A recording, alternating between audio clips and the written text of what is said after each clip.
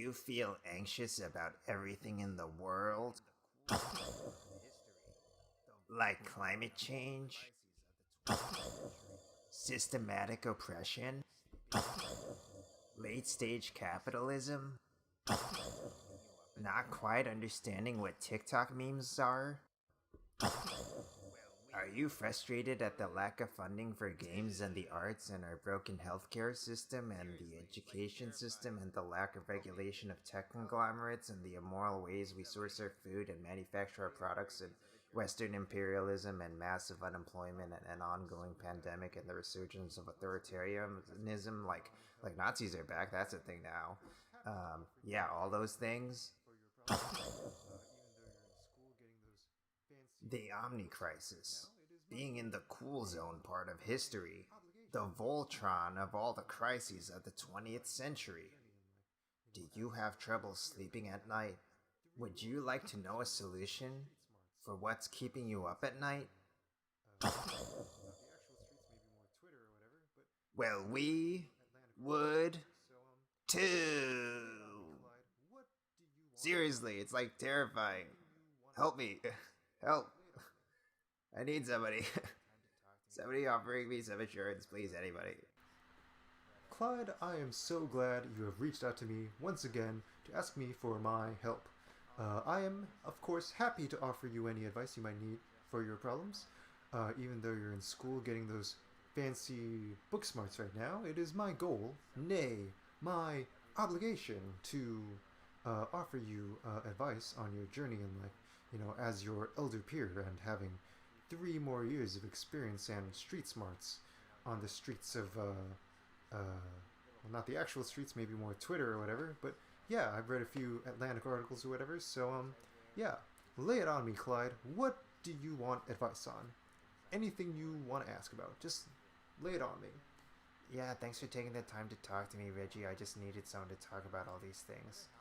But yeah, so I guess the thing I've kind of been thinking about recently is like how all of my goals and desires and feelings and interests are kind of like products of the world around me.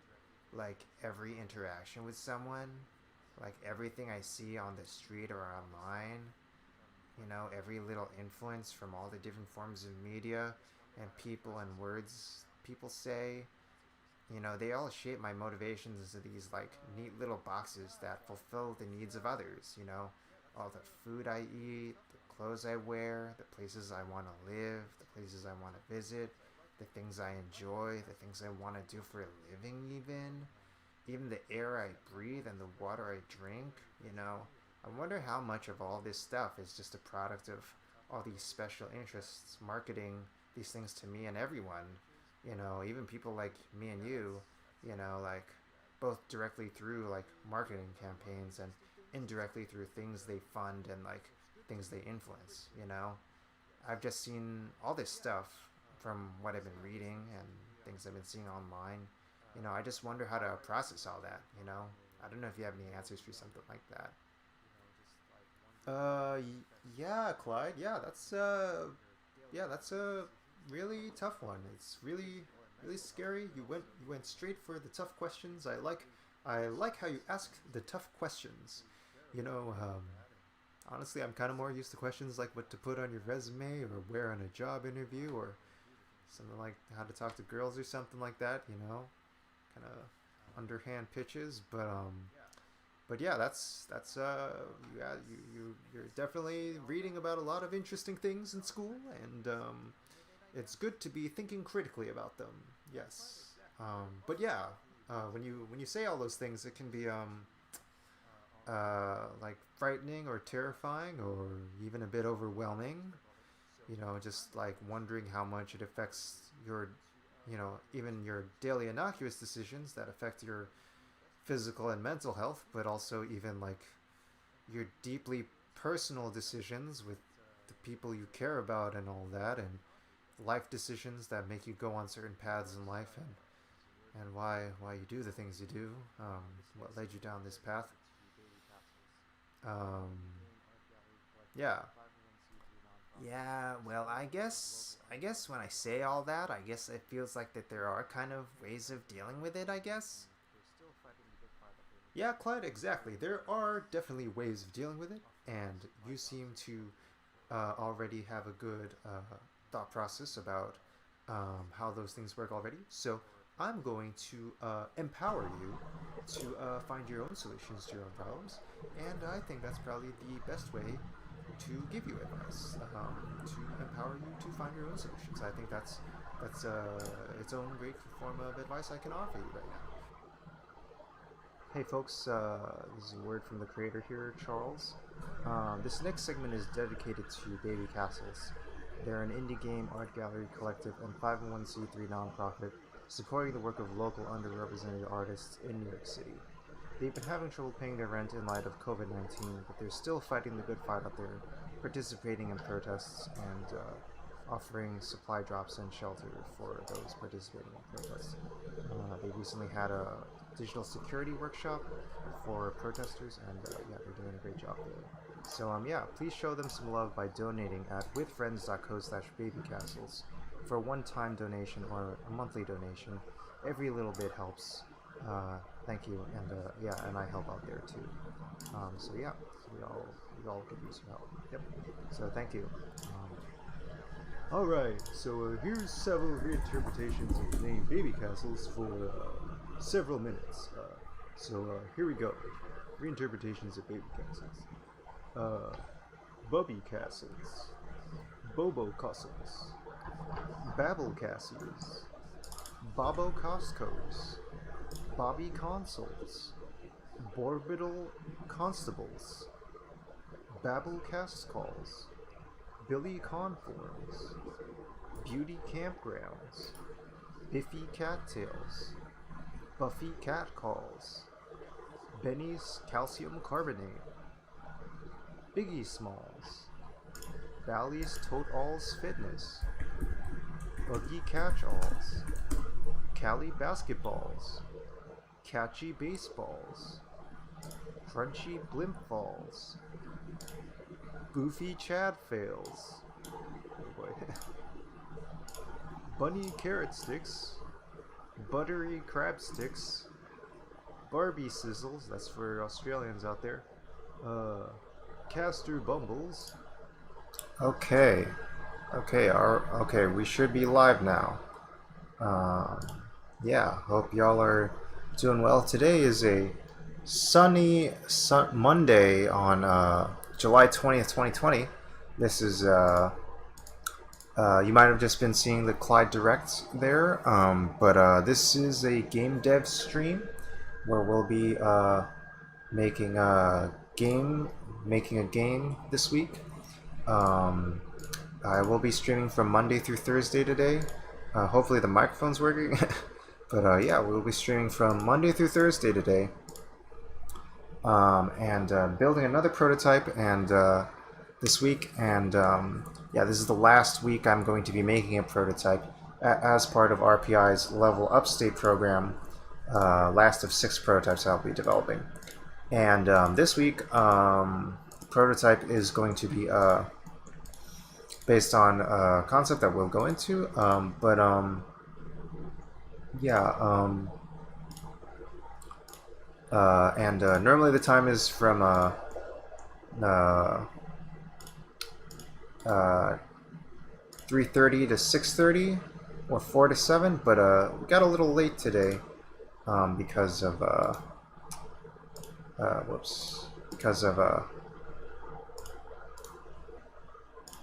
we started a little late today because it was very tiring to go through life today, as you can imagine, with COVID being around, and yeah, it's just very hot, and there's a lot of stress going on, ambient stress in the world, so I ended up taking a longer nap than I was expecting.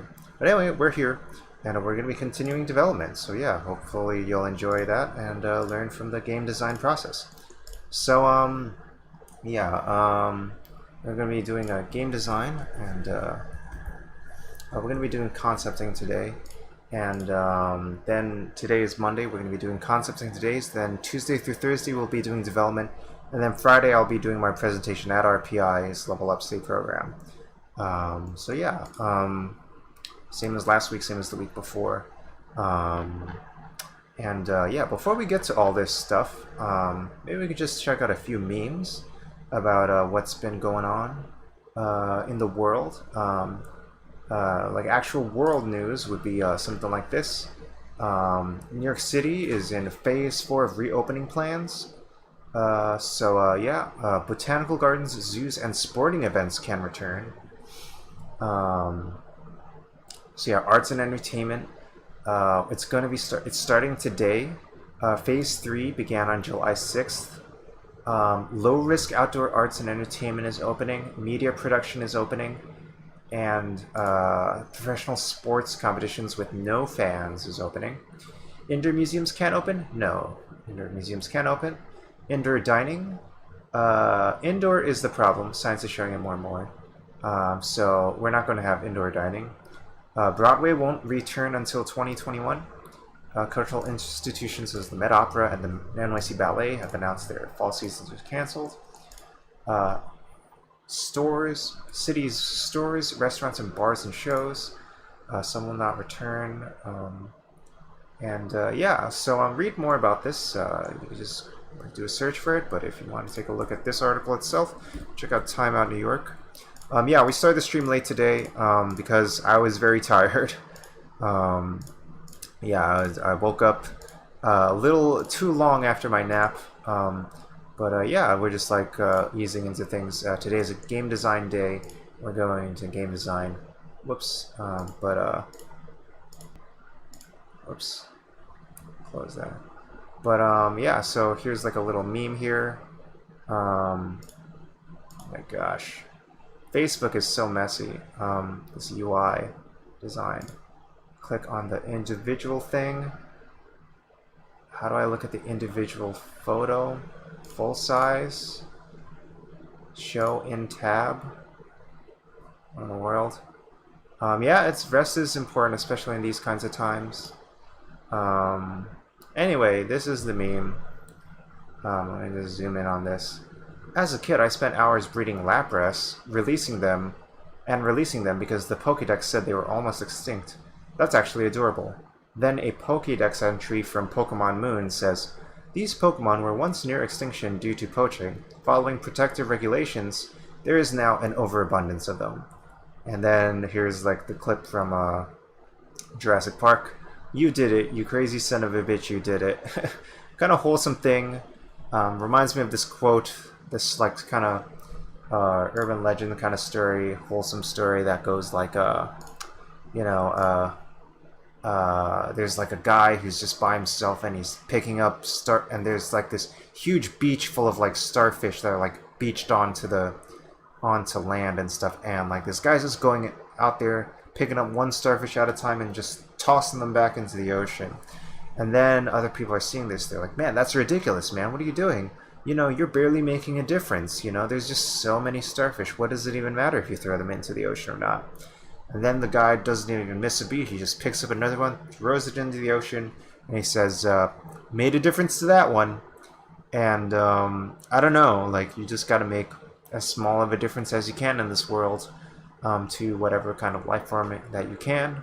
And maybe this kind of Lapras story is kind of speaking to that kind of like innocent idea that like, it's still worth making a difference even if it's a small one. Whoops, another thing here. How do I look at full-size images? Facebook's really messy. They just want to distract you with all this kind of stuff. Alright, here's a full-size image here. And we're going to take a look at the options here. Enter full screen. Oh man, it's getting cut off. Alright, here's a full screen. So basically it says, the world right now, and it's on fire, and it says, artists say, anyone want to buy a painting? Just shouting off into the void as the world's burning down. Even though the world's on fire, we're like kind of vaguely like trying to convince people that art is important, even though there's all these crazy things happening. Shouting off into the void. Sometimes making games can feel like that, but as an artist, as a creator, you have to address that. And I don't know, you have to like find your way of navigating. Hey, how is my stuff important? And I don't know, artists tend to be like empathic people who are very emotional. taking in the world. You know, maybe taking a nap as a result. I like taking in the world so much, but they also have this great capacity for artists. We have this great capacity to internalize a lot of the suffering of the world and then express it in our art and in our art form, and then find a way to address that kind of suffering that's in the world. So yeah, that's great. Anyway, so yeah, and then this is just a funny video that I just saw on Instagram. It's just kind of fun. It's from Asian and Loud Instagram. It's like a content marketing Instagram page, and it's just it's about great customer service. Oh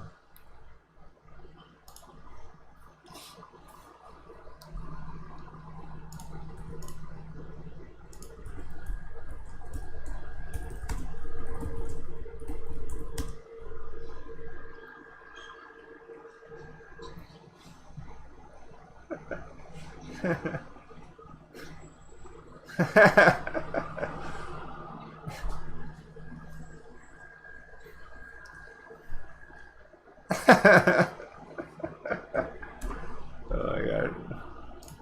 And yeah, so I don't know. It's just a really absurd, stupid, goofy. I don't know. It reminds me of like kind of dumb, goofy stuff you would do with your friends in high school or something. Very silly. I don't know, apolitical even. I don't know. Just very funny. um, very funny. I love it. So yeah, what are our conclusions from our memes today? What did I learn from our memes today? Maybe this will feed into our creativity here for our concepting day. In case you're just tuning in, Monday is our concepting day, for which we'll be making a game prototype this week. And this week is our last week of making a prototype for RPI's Level UpState program. Sad face, but you know, it was a good run while it lasted. So what did I learn from our memes today? So what did we learn from our memes today? Makes a difference to that one. A difference to that one. Starfish and Lapras story. Trying to sell art, shouting out into the void as artists when the world is burning down. I don't know, I kind of wonder how artists were responding to, you know, stuff like World War II and other kinds of atrocities happening in the world. How do artists even respond to times like that when maybe art is like kind of like the last thing on people's mind? That is something that is I don't know, that's something to respond to. Yeah, I don't know, that kind of meme kind of like just kind of captured that kind of feeling. What are the other ones? Then just like being plain silly. Silly is fun and nice. Instagram video where goofy customer service. Yeah, that's like a pure slapstick kind of thing. Yeah, I mean, honestly, like slapstick has its own value. I do recall that during World War II, the renowned Franco-Belgian comic artist Hergé, who's responsible for Tintin during World War II, he made his most escapist, fantastical issues of Tintin during World War II, something apolitical to be escapist during that time, because reality was too intense at the moment. So yeah, and then those Tintin comics would go on to inspire the Steven Spielberg movie that came out during the Great Recession. So yeah, something about like having something escapist has a lot of utility during a time of great suffering and stuff. So yeah, I mean, yeah, that's definitely something to consider, another angle to consider there. Okay, so what do we learn from our memes? Let's get some music going. Get some.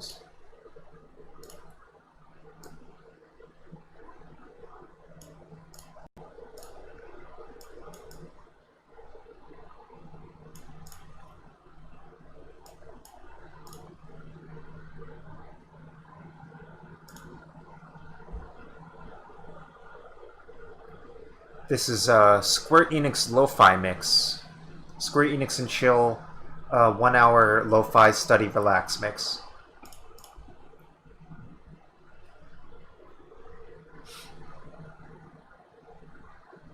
Just trying to get the spacing here, view, show.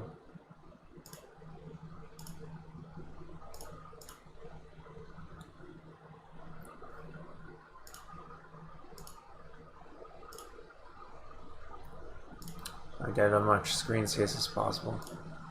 That might be as good as we can get for now.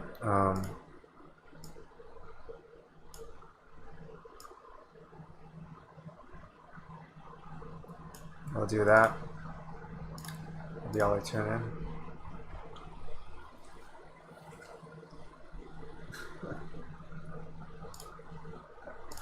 That's really funny. A friend said her dad says, I'm gonna school y'all on feminism after reading more of this bell hooks. Whoops. Okay, the Square Enix Lo-Fi mix is not playing. Okay, this is not even the right window. Okay. Let's change the screen a bit here.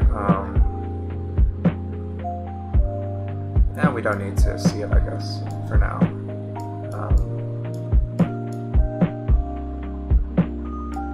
Now you're hearing the Square Enix Lo-Fi Hip-Hop mix. What do we learn from our memes? Being fun is nice. What if it's all a simulation? Yeah, the prompt this week for the Level UpState program is to make a prototype based off the idea of what if it's all a simulation? Reality is simulation. The classic example of The Matrix. They also brought up the idea of Wizard of Oz, that's all a dream. Or even the idea in Back to the Future Part 2 that we're in this alternate timeline.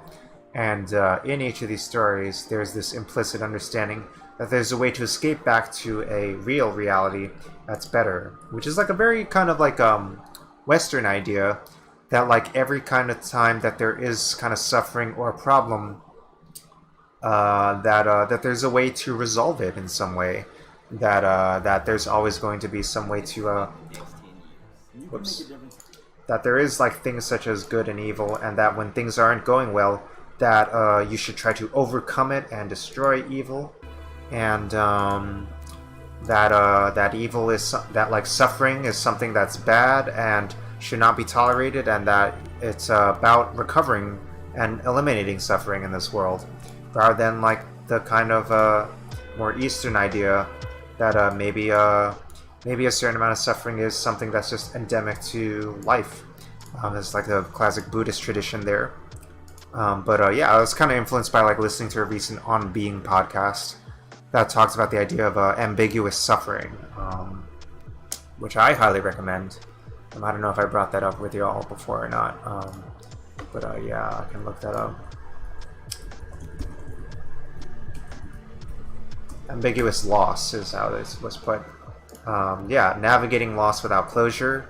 That the idea that we can have closure, and that suffering is something that's meant to be mastered, and that is something that is bad and to be ashamed of, is something that we should try to overcome. That's a very Western idea, and psychology. Sometimes it's this psychologist's approach, Miss Pauline Boss. Her approach is to acknowledge that there are going to be lots of losses in the world that may not have like a clear resolution or promise of some kind of closure, and that's definitely something that's very present in this world of pandemic right now. But even if there is no closure, there is probably going to be, ideally, there's like some way to channel that negative energy into something productive and positive in some way. Yeah, and that and it's important to acknowledge that when we suffer an ambiguous loss, that that it's one of the most toughest forms of suffering there is. There isn't necessarily going to be an answer within yourself to solve it on your own. It is something that is tough and takes a lot of time oftentimes, and it's not your fault if you're going through ambiguous loss. Yeah, you can check that out here. On being Pauline Boss. Pauline Boss on ambiguous loss without closure during pandemic. From on being. Yeah, all right, that's great. So check that out there. Yeah, maybe I'll even mention that here. Notes.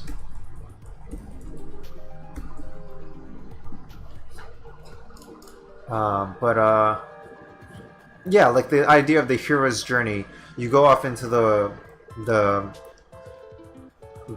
alternate world, and then you come back to reality with something greater. But sometimes something greater isn't just eliminating suffering or being rich or whatever, but just coming with a new, mature, emotional understanding of things and perspective, maybe, without actually necessarily like stopping the bad things from happening. Anyway, so yeah. Then you just gave a bunch of examples from philosophy, the allegory of the cave, the Hindu Maya idea that there's the world of illusions and then there's the world of truth, the world of wills by Schopenhauer. I wasn't exactly sure what that was about. And then Baudrillard's ideas of simulation and simulacra. That like there is reality, then there's imitations of reality and simulations, then there's imitations of those imitations of reality, which are simulacra. So the example of this is like there's castles in the real world, there's real castles, and then there's simulations of castles in like cartoons and fairy tales and stories like that, like in Disney, and then there's simulacra, which are copies of those imitations of reality. So in Disney World, you have this realization, this real world embodiment of those fictional castles in the real world. And then that just got people talking about Disney World and COVID, and like people were fanboying and fangirling about Disney World and stuff. I couldn't help but want to follow the news myself too. But apparently it's opening up. And even though Florida is going through one of the largest outbreaks of COVID in the world, compared to even other nations, just that one state alone, very scary. That's the kind of stuff I'm talking about when I'm trying to make art and there's stuff going on. This is scary. So there's Kant talking about the noumenal world and the noumenal world and the phenomenal world, which is between the world of mental images and the world of physical reality and physics and stuff. Then there's the world of economic forces, to just kind of brush over it a little bit. The speaker mentioned the idea of Marx and how there's this eternal class tension throughout history, this historical dialectic between the working class and those with capital, the bourgeois class, and the tension between those two groups, and how the labor class produces goods and services for the capital class, and then the capital class takes money from them, and their existence is based around exploitation of them.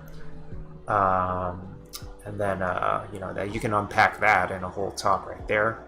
And then Mackenzie Wark talked about how class division between labor and capital is not enough, but there's actually the division between those who are managing information, the information economy, and the labor class of the information economy, and then also the people who control that information in the information economy. So there's information workers like software engineers, like creative people managing creative work, not even goods and services, but mental goods and services. And then there's the capitalists, the companies who co-ops that stuff, exploit that labor, and then profit off of it.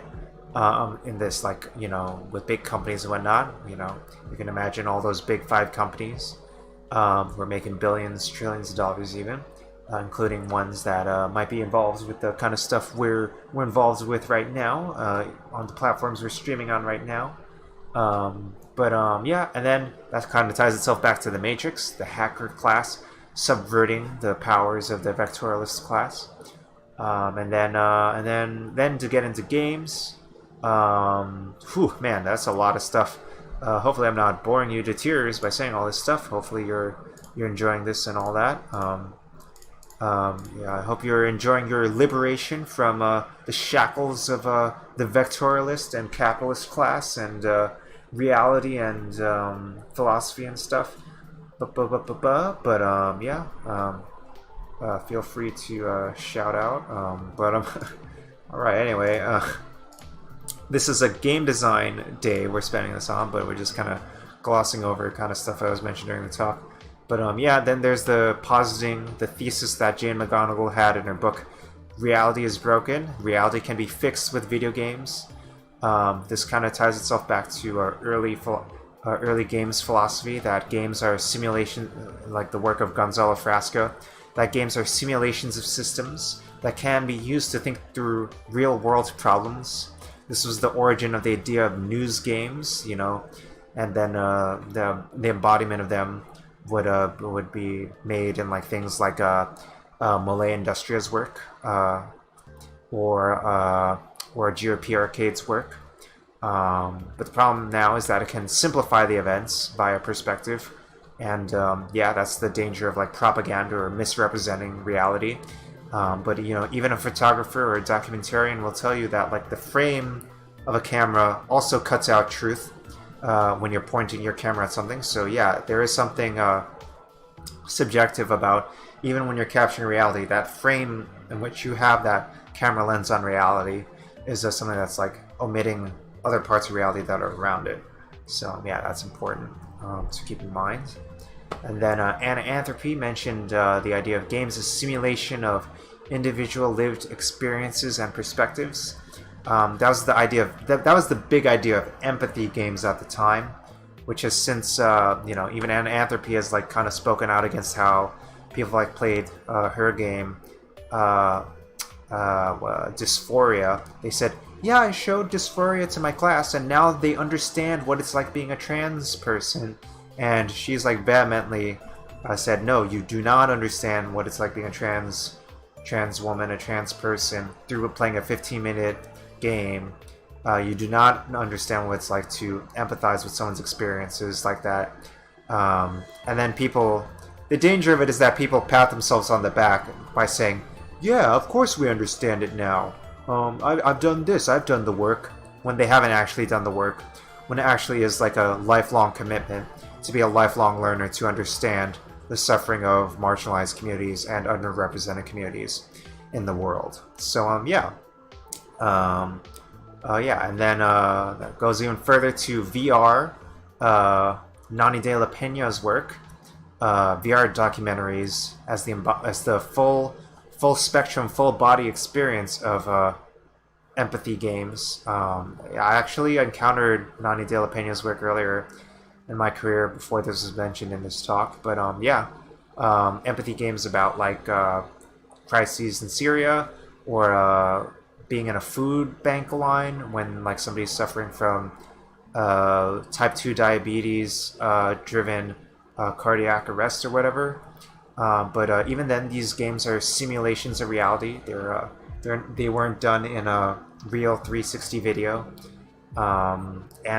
There's power in that, because there's this premise that that by being fully immersed in that VR experience, it can cause you to have more empathy. But that's very dangerous, because that can be used in misrepresenting realities. So yeah, again, that's the same problem that Anthropy is having in these 2D, sometimes text-based games, and you still run into the same problems, even though they're low production value, quote unquote.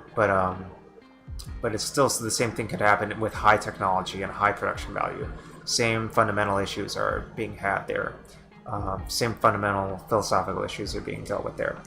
And then like the speaker Ben Chang, who was like guiding our prompt here today, said there's the embodiment of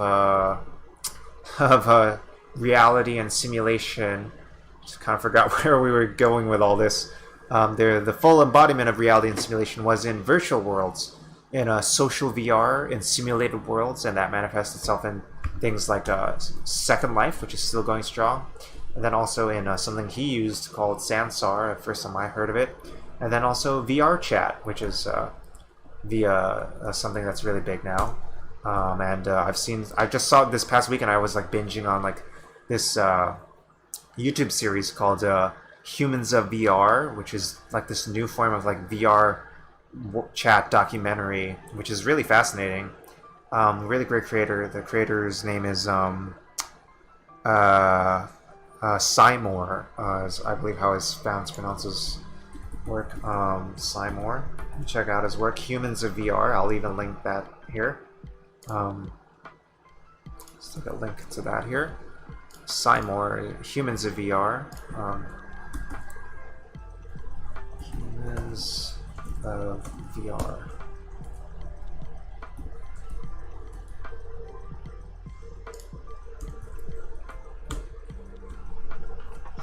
And then and then there's a bunch of talks about like how we could get funding from different organizations for our work. The places such as the NIH, NEH, NEA, that's the National Institute of Health, National Endowment of the Humanities, National Endowment of the Arts. And then in New York, there's the New York Arts Council. Then there's also Creative Capital and the Andy Warhol Foundation. And we're also going to get a talk on Thursday from Amanda Gardner from Deep End Games, based on her work in Boston. So yeah, really cool stuff. Really great stuff we talked about today in our prompt, but kind of leaves us with a very open-ended prompt here. So let's see what we can do here. So like, what are the things that are speaking to me? So we mentioned this stuff. I don't know. I think a lot of these things are resonating with me right now. What are other things on my mind in general, just to like free associate for a bit.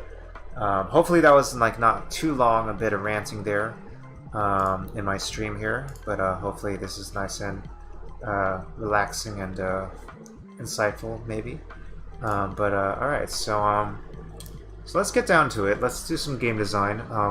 If you're just tuning in, this is a game design day this Monday where we're making concepting our game design, which will end up writing up a game design doc, which we'll submit to our incubator, and then during the rest of the 3 days of this week from Tuesday through Thursday we'll be developing that prototype based on that game design doc, and then Friday we'll be doing presentations on that as part of this RPI's Level UpState program to make a game prototype this week. And unfortunately, alas, this is going to be the last week of doing that game prototypes for this program. So yeah, sad face, tears. You know, and let your smile be your umbrella. Anyway, also to give a shout out to 3 days ago, I was playing the developer's game, but he has since followed me. Magic Dweedu, thank you for following me 3 days ago. I was streaming your game New Ice York. Thank you for following. Yeah, pretty late to give that shout out, but why not? Yeah, please follow and tell your friends about this stream.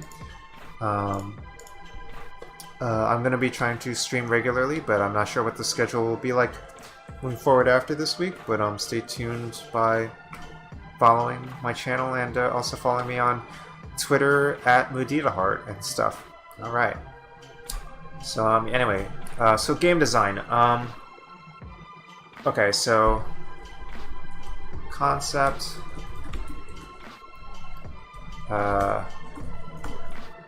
reality as simulation, reality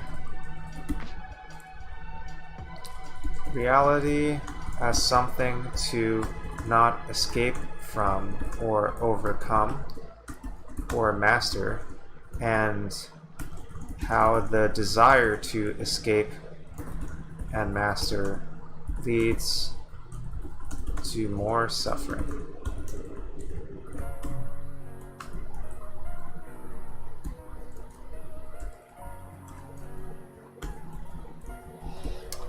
That's a really great podcast by Krista Tippett.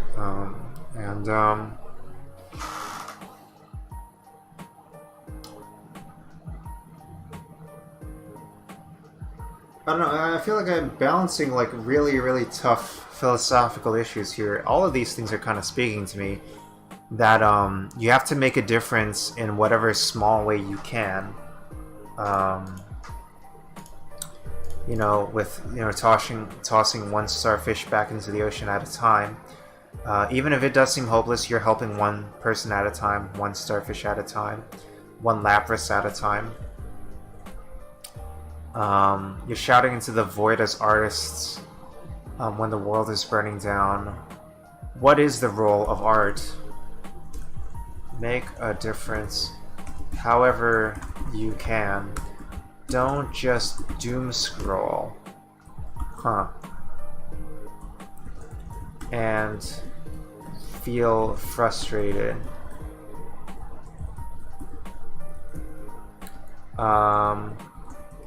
Connect with people.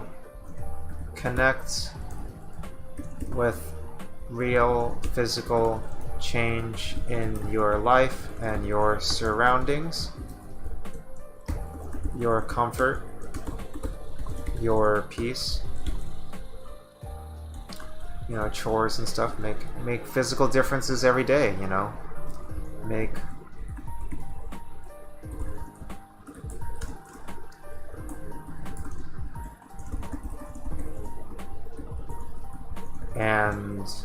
and if it's not physical, try to visualize it, or try to visualize it. Yeah, and like that can be like journaling, or doing infographics, even drawing infographics. Artists have this unique way of like being able to take that energy, that empathetic energy in the world, and sublimate it into our work. That's like something really beautiful about being an artist, and we shouldn't underestimate that. And yeah, again, the beauty of being an artist is being able to articulate and express that pain and sorrow of the world, and give that pain voice. And then that kind of ties with not escaping and overcoming suffering, but actually not like embracing the suffering. Maybe like coming to terms with the suffering, and coming to terms how there might not be closure with the suffering, but maybe sublimating that suffering into something positive. So this ties into the idea that I've been reading about in racial melancholia, racial dissociation. This is a book that talks about the ideas of racial identity and suffering through a Freudian lens, and Freud had this idea of melancholia. Freud talked about how it was inspired by this particular passage by Freud, that sadness is something that you feel bad, and this negative sadness emotion, but due to identifiable cause, right? Like, a big event happens and then it ends, and then you're like, wow, that's really painful, but it ended, and you suffer for a while, but you're able to come to terms with it after a while. Sadness.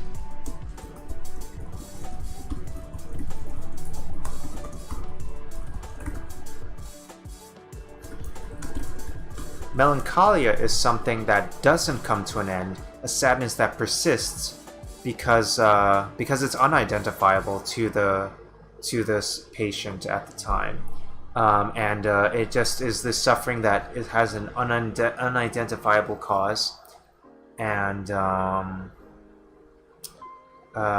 it's just really painful for the person, and they just suffer it. But if they're not able to articulate it, then it makes them continue to suffer from it,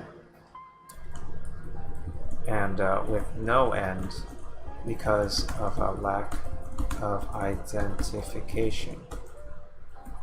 And in the examples in the book, racial melancholia, racial dissociation, about Asian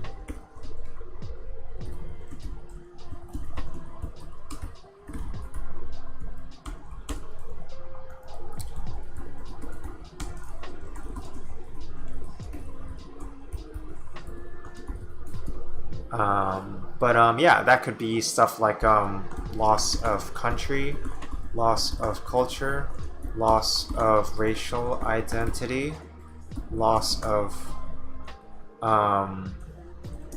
but it could also be stuff like really serious things like a loved one is MIA, someone's lost at sea. In the On Being program, they gave really dramatic examples of someone who's like unaccounted for after 9/11. Really intense stuff like that. But yeah, can be really intense. But it can even be stuff like people.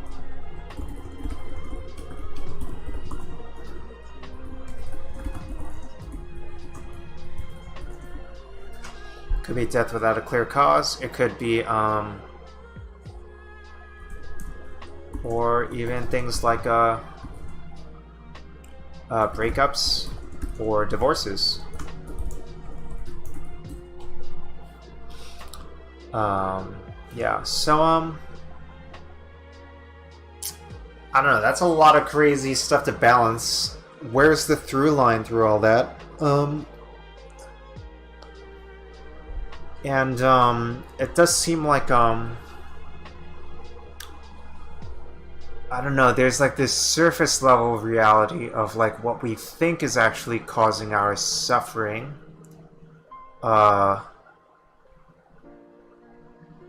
And what actually will make us feel better. Like if we're just paying attention to articulate pain and articulate the voices that we're suffering from, the things we're thinking about that we don't realize we're thinking about. Oh, I love this song.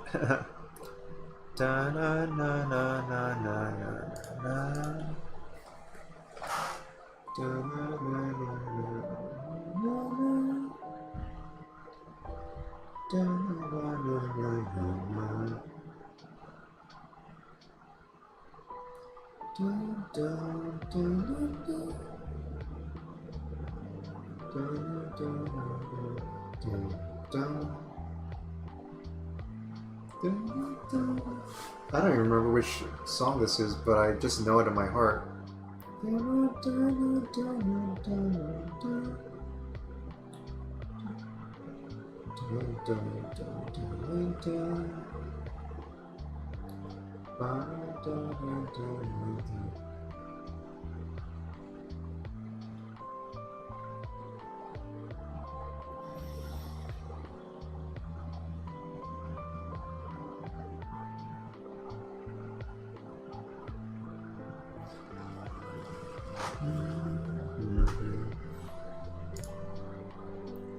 Maybe I blocked out what this song is.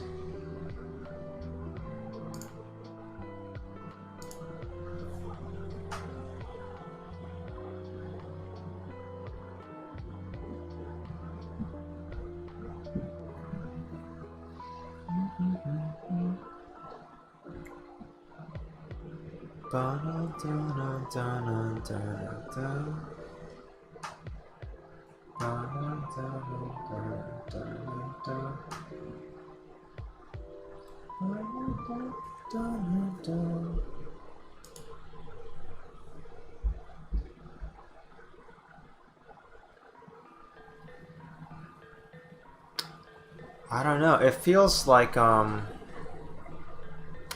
that there's liberation happening here in different ways. One is through insight, so you can have it through mindfulness and meditation, separating the world of illusions and our initial thoughts and cutting through to what's really making us suffer. There's the world of education, where we take in knowledge and frameworks for understanding reality. articulating suffering and causes of suffering in the world. This is like an Eastern approach. This is a Western approach. That's the beauty of each approach, is that they can help articulate suffering that we might not normally have. This has led to advances in medicine, social justice, physical, mental health, public health.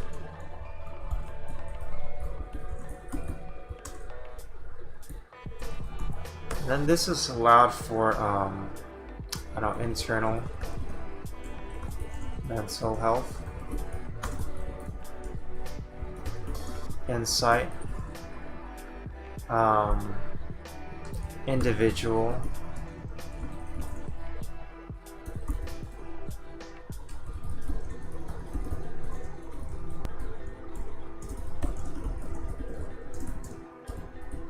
and maybe like, I don't know, this kind of ties into my, and sometimes getting too caught up in this, getting too caught up in like the Western approach of like trying to have frameworks for reality without actually doing self-work, kind of like makes you think, I don't know, I've had these conversations with a friend that like if you get too involved with social justice, that you end up pointing to these issues as like causes of suffering in the world, without actually self-examining what's causing you suffering.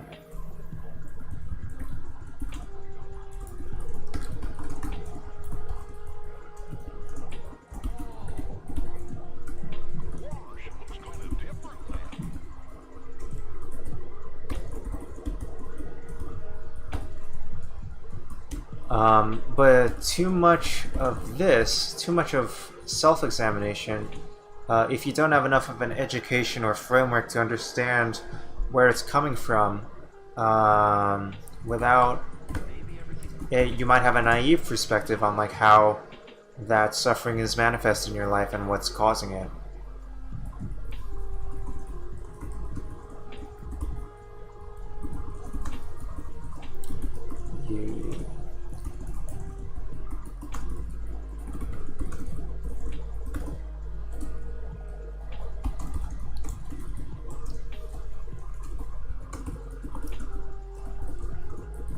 Like if you don't understand systemic oppression, if you don't understand capitalism, if you don't understand, you know, basic laws of physics, if you fall too much under that kind of like mindfulness approach, then you can like lead yourself astray there. I'm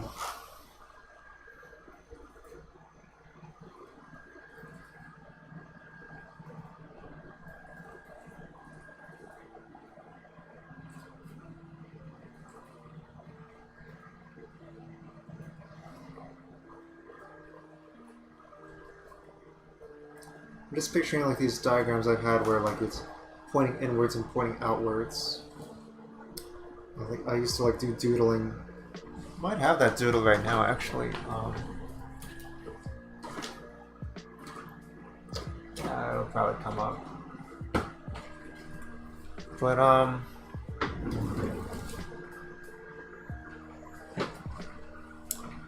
if you're not directing your energy, if you're not directing that insight outward or inward, then that's even more suffering there.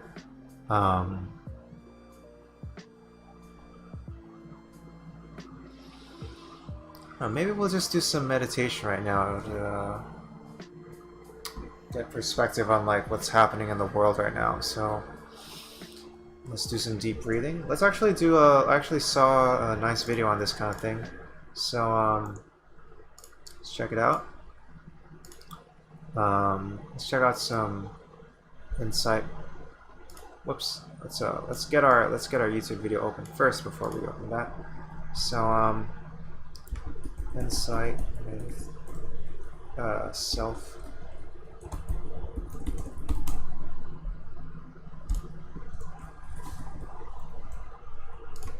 So relax and breathe. Do nothing for 10 minutes. Oh my gosh. Okay, you sell me the whatever. Good. Yeah, okay. Nice packaging. Very good. Alright, so this is a breathing exercise. Sync your breathing with the shape's expansion Adjust the speed through settings if necessary. This is a video by School of Self. You can find similar examples of this in other videos as well, but this is just one I happened across recently, so this seems to be worth checking out.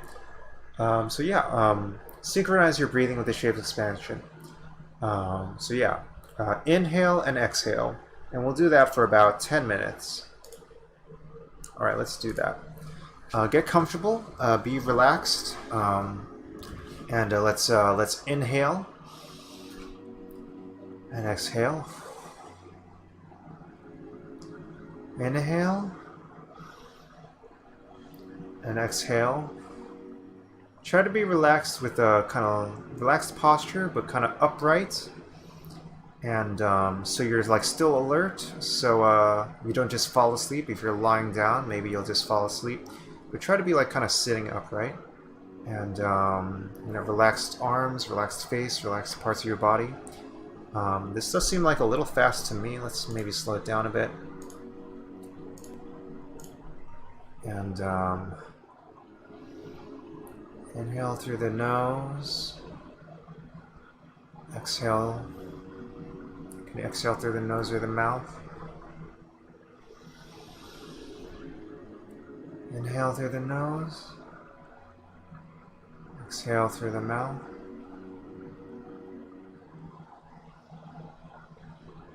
Inhale through the nose.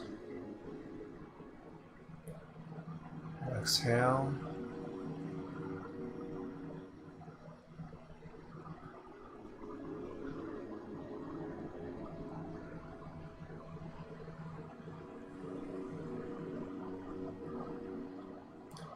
And just be aware of the different sensations in your body. Just kind of scan your body from head to toe. Focus on the sensations in your body, any physical twinges or pains you might have. You might not be aware of normally. And keep focusing on your breathing. Don't focus on it too much. Back to the breath. Inhale. And exhale.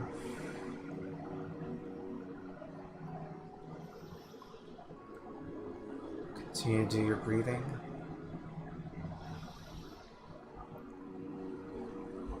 Doesn't matter if you get a little out of sync, that's okay. Just keep focusing on your breathing. Continue trying to relax.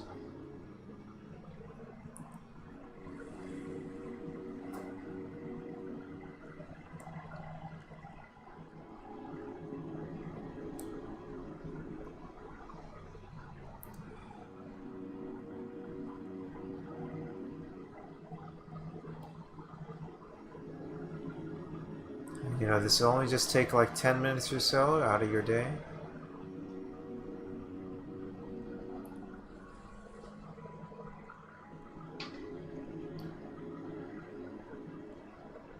Inhale and the exhale.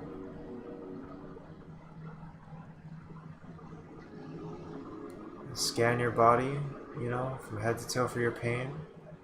Your body, or just maybe some feelings in your body, sensations that you might not have physically noticed before because you were too busy in your conscious self. Continue your breathing.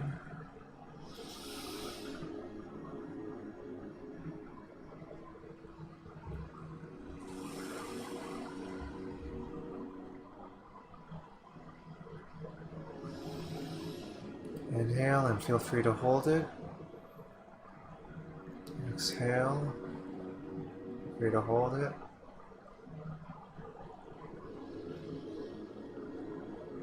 Continue to relax.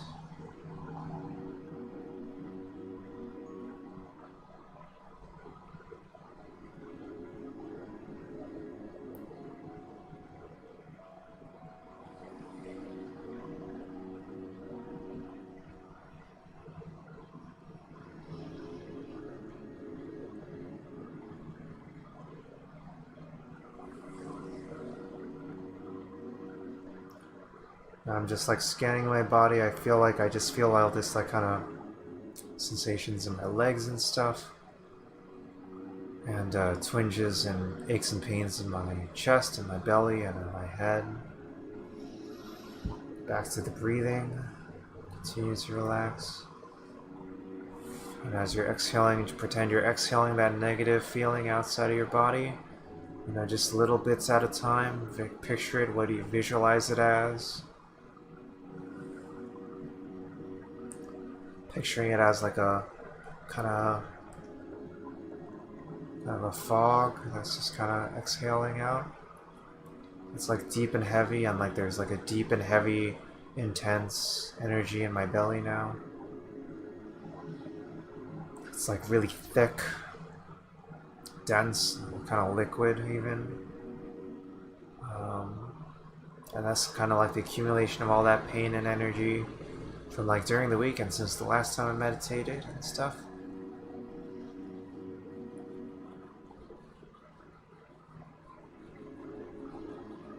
Meditation is part of game design, I guess we'll say in this case.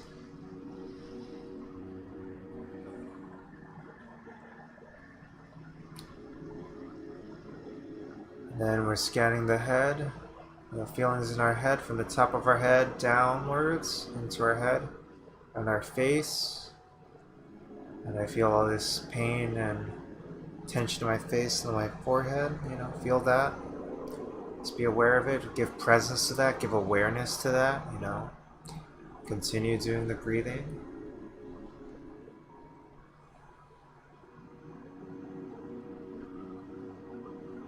And exhaling some of that like pain and negative energy that we're feeling there, that we're noticing. Oh man, I feel it like intensely in my chest all so much. But yeah, I gotta keep letting out as much of it as we can. Scanning down through the neck, and then through the arms, through the arms and the hands and the fingertips. And stiffness and tension I feel. Like being at my desk and working all day. And then I'm kind of imagining that energy coming out of my fingertips, going outwards, being released, breathing in, and then breathing it out through the fingertips, then scanning the energy through my body, downwards from the arms into my chest. Oh man, that's heavy.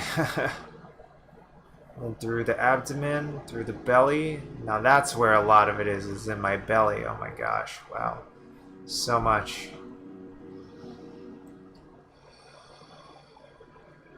Breathing it out.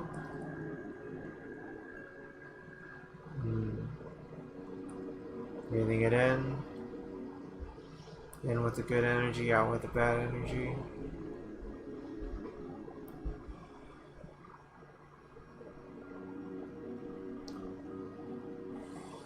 And then through the legs, through the thighs, through the upper legs, through the thighs. Give presence to all the sensations in there. Then down the calves and shins, that part of the leg. Then to the feet and to the fingertips, make sure they're resting flat on the ground. Or unless you're sitting on the ground, feel free to be cross-legged. Feel that connection to the ground. Feel that gravity in your body. Being weighed down. Feel the weight of your body in your chair, and your feet on the ground.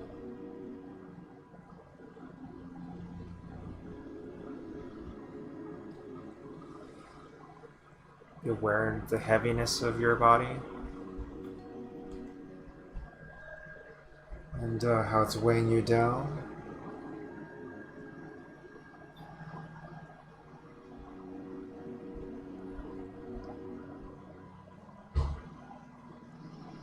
And just continue to breathe.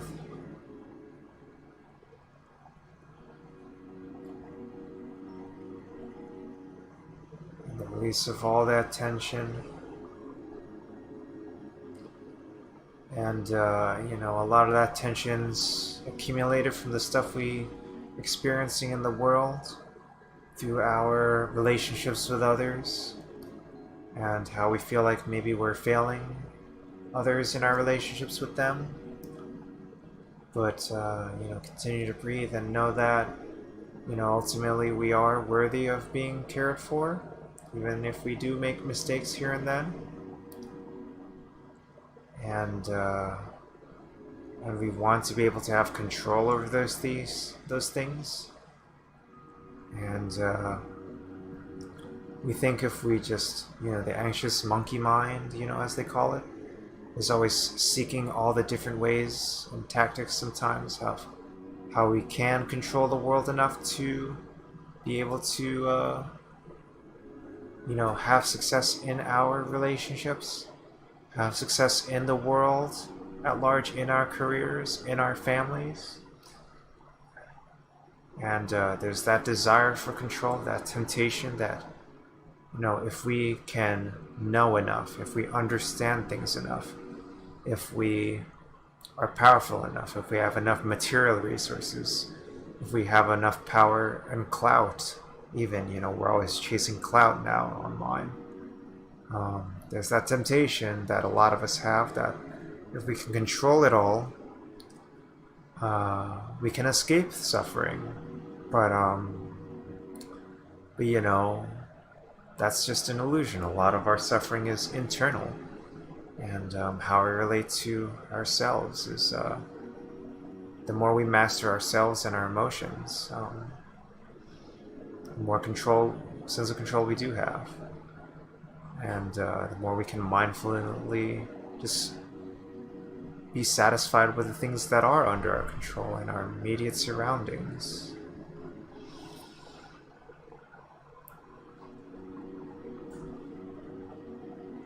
And appreciating how much impact we do have on just the few people around us on a one-to-one basis. If you're making a difference to one person, one day at a time, that's what matters.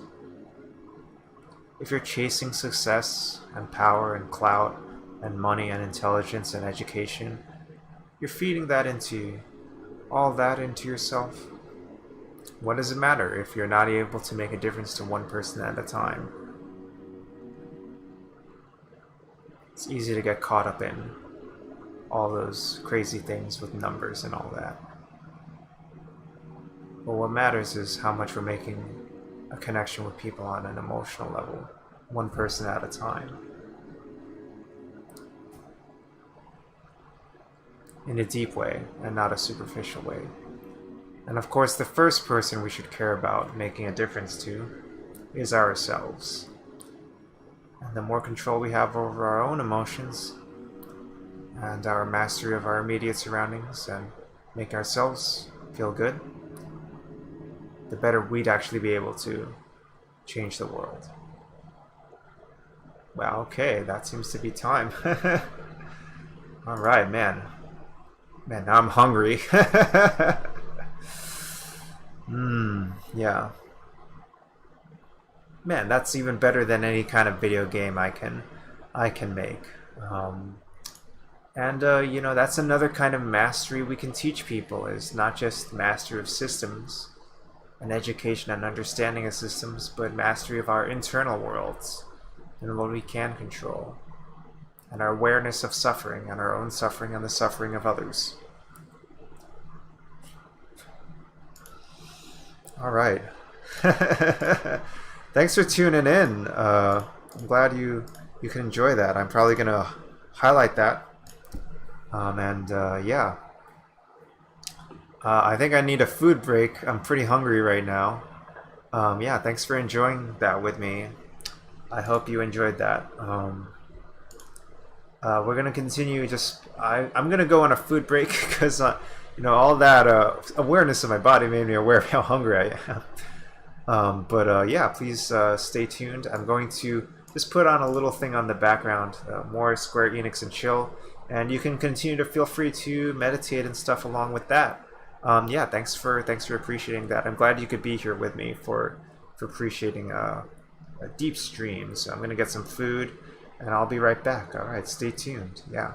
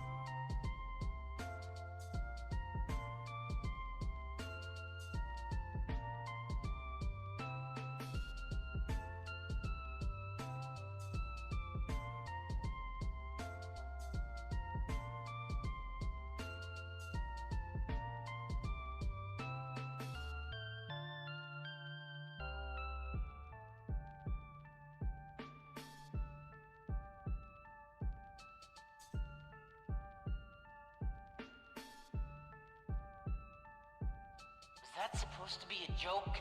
'Cause I'm not laughing!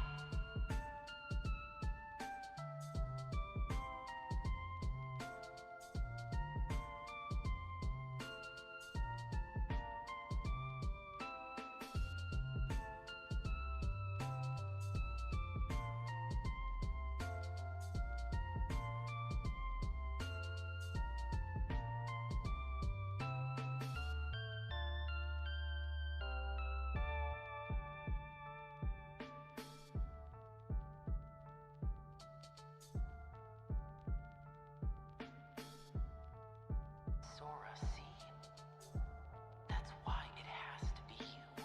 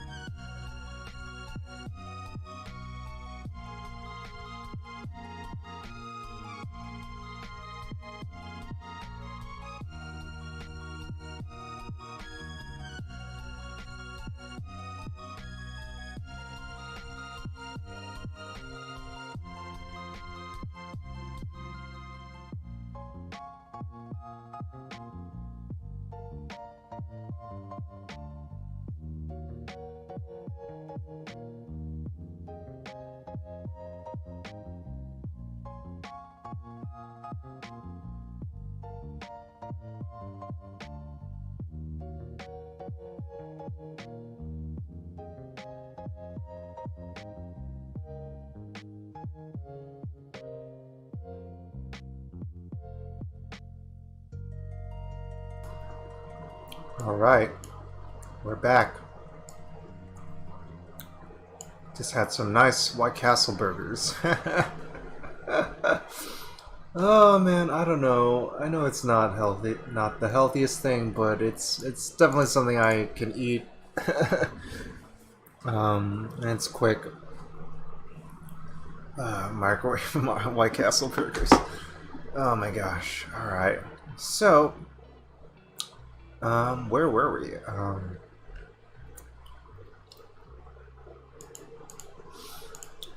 Yeah, if we're, what was our conclusions? If we're too busy chasing external validation, we kind of get lost and we don't seek internal validation.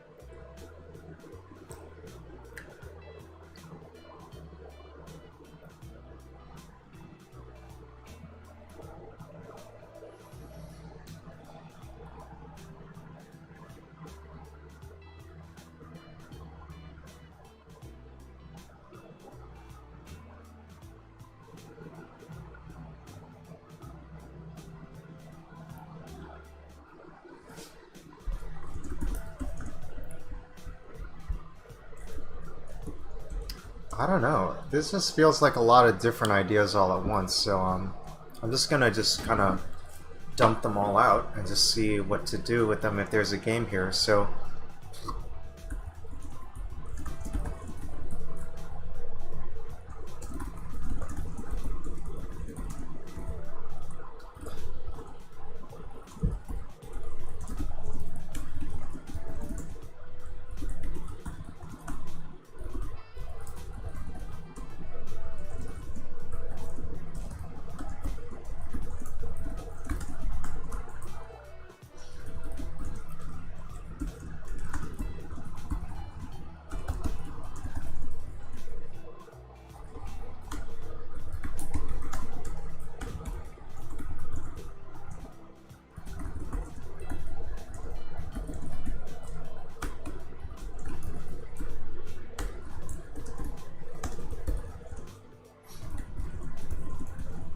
this is a quote that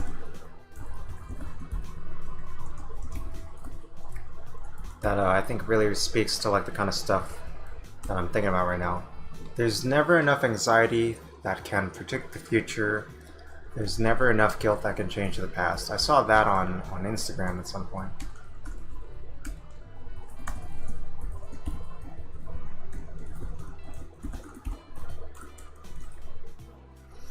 And that's kind of like anxiety is a mechanism to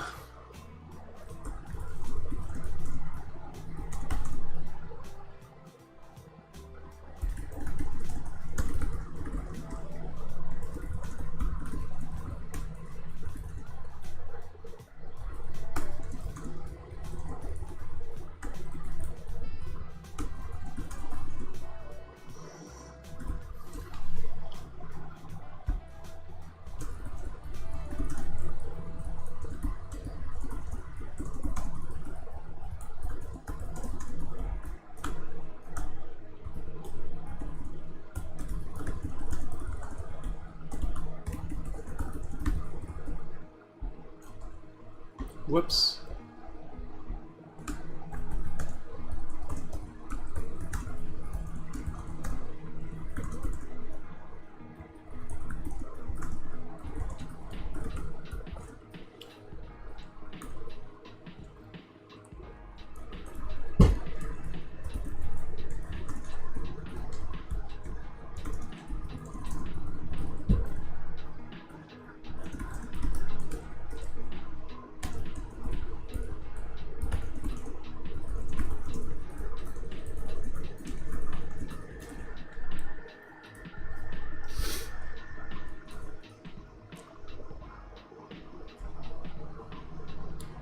So yeah, the idea that like we have to come to terms with the fact that there will be suffering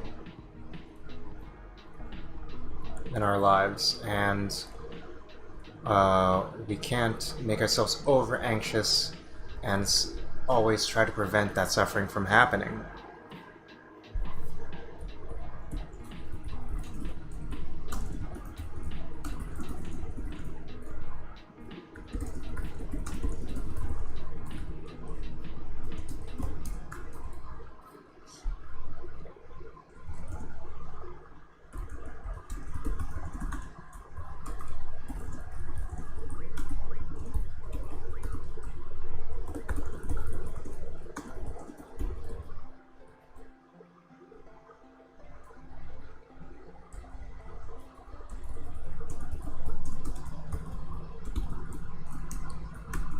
What happened happened.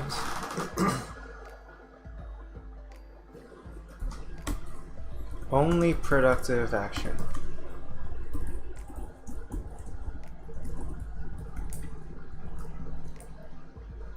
I mean, it just sounds like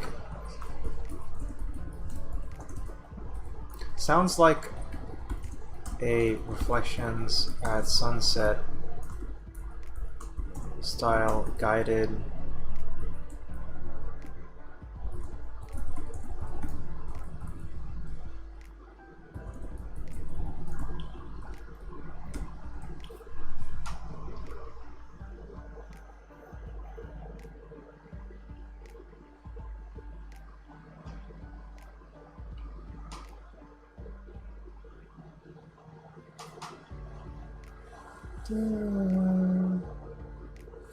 love me some, I believe this is Final Fantasy VIII, Balam Garden.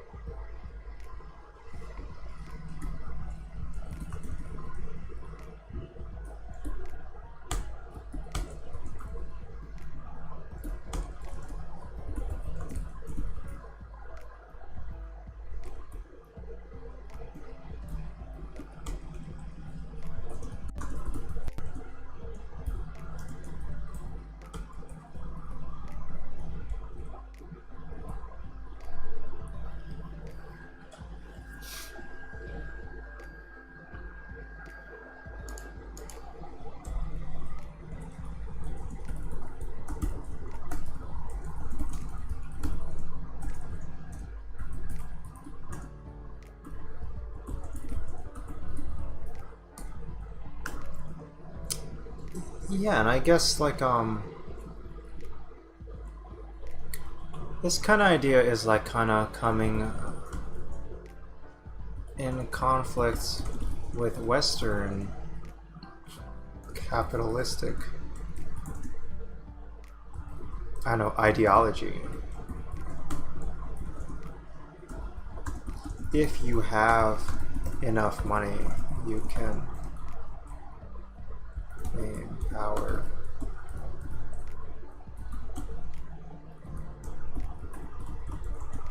You can prevent yourself from suffering again.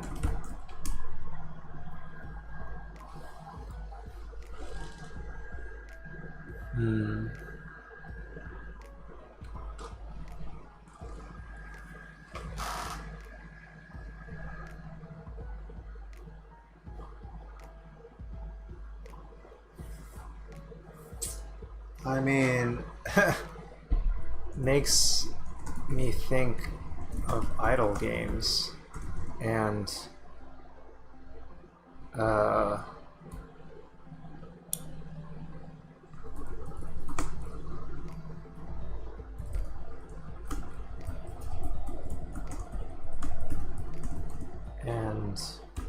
just the whole deal of Frank Lance from Game Center. Frank Lance's whole deal is like that kind of epitomal Western mastery.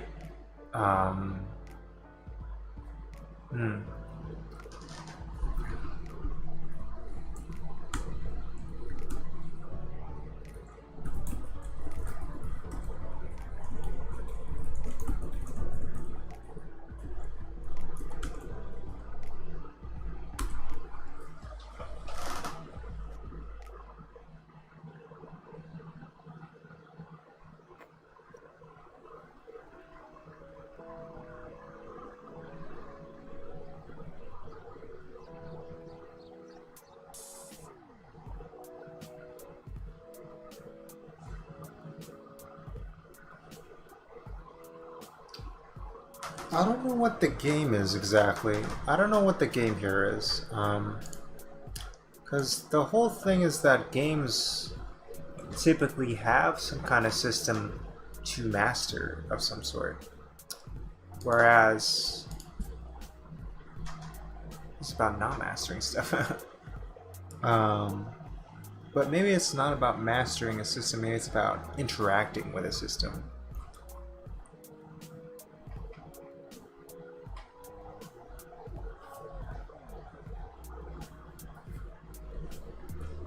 I mean, it sounds like a Reflections at Sunset style guided meditation module. And I don't want it to be that. Why don't I want it to be that? Because I've done it before.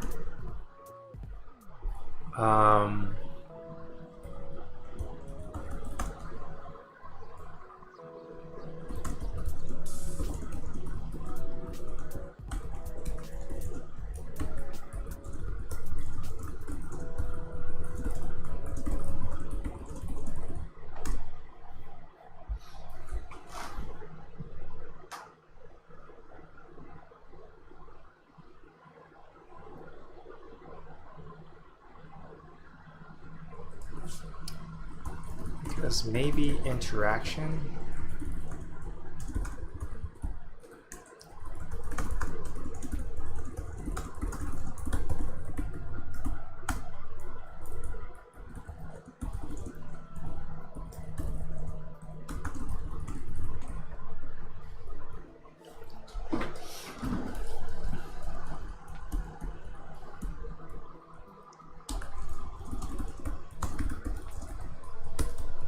Yeah, I dealt with the combinatorial explosion of Reflection at Sunset where like it literally had to go from any thought.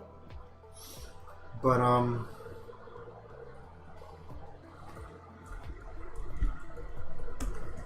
maybe this is just best as an essay or a video or a talk. Why do you need to interact at all?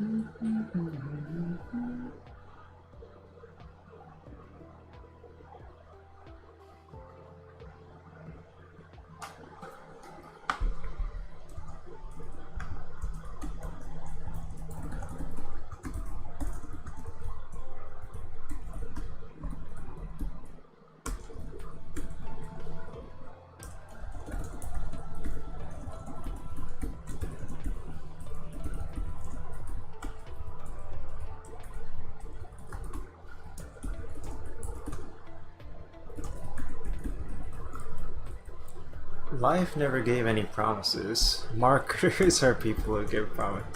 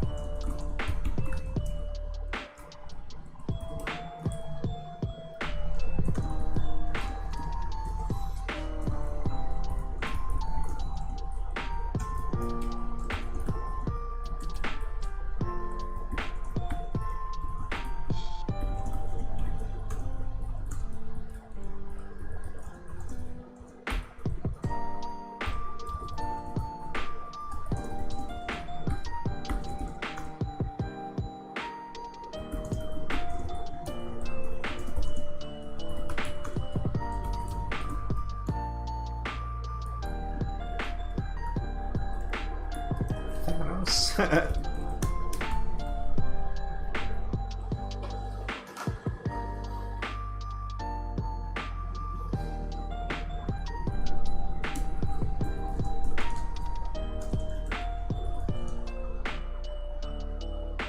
Tony Stark with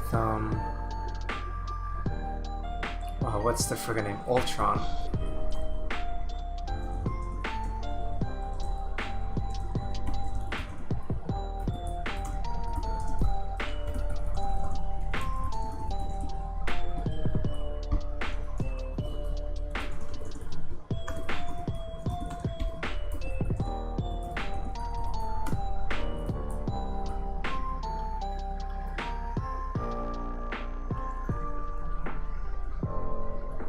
You know, that's like a pretty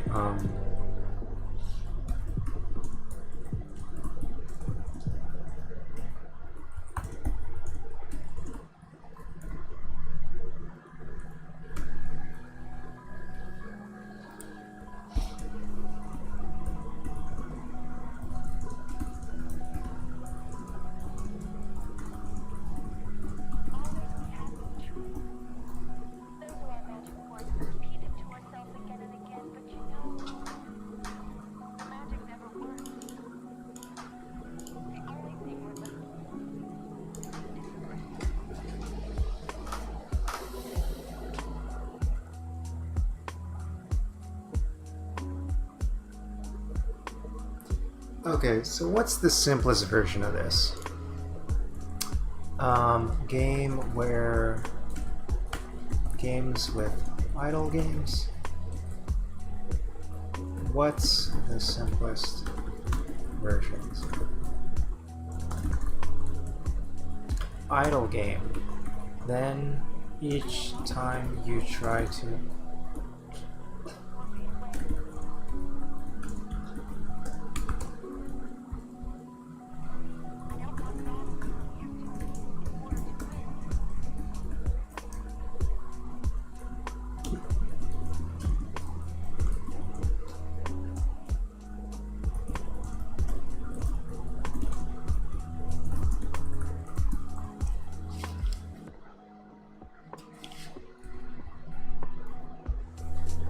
a Norse god trying to swallow the ocean. Even gods have limitations.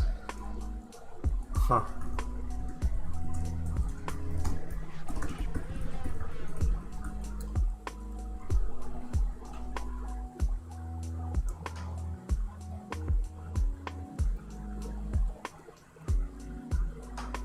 I don't know, maybe it's like a binary choice game.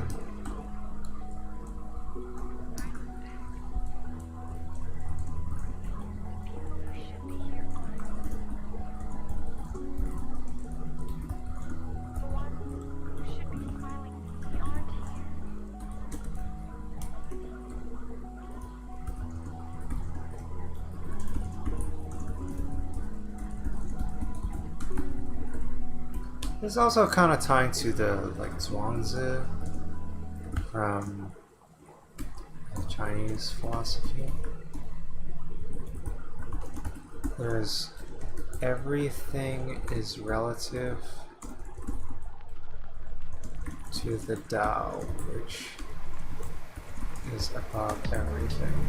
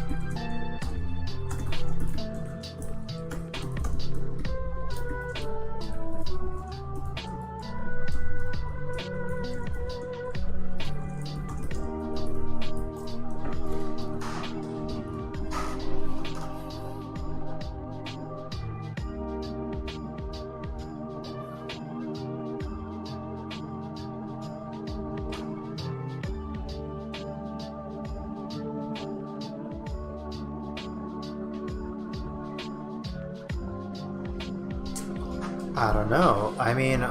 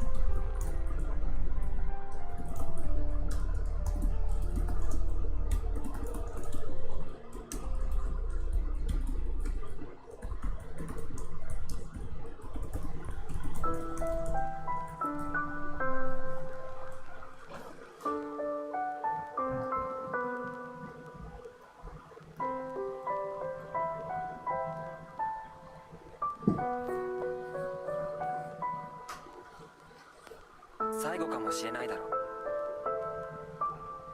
だから全部話しておきたいんだ。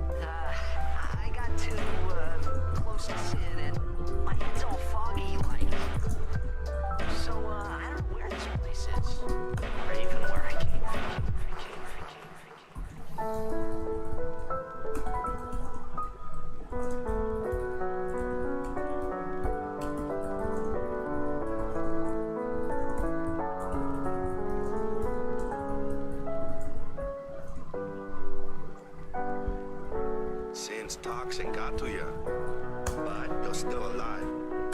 Praise be to Yevon. Praise be to Yevon.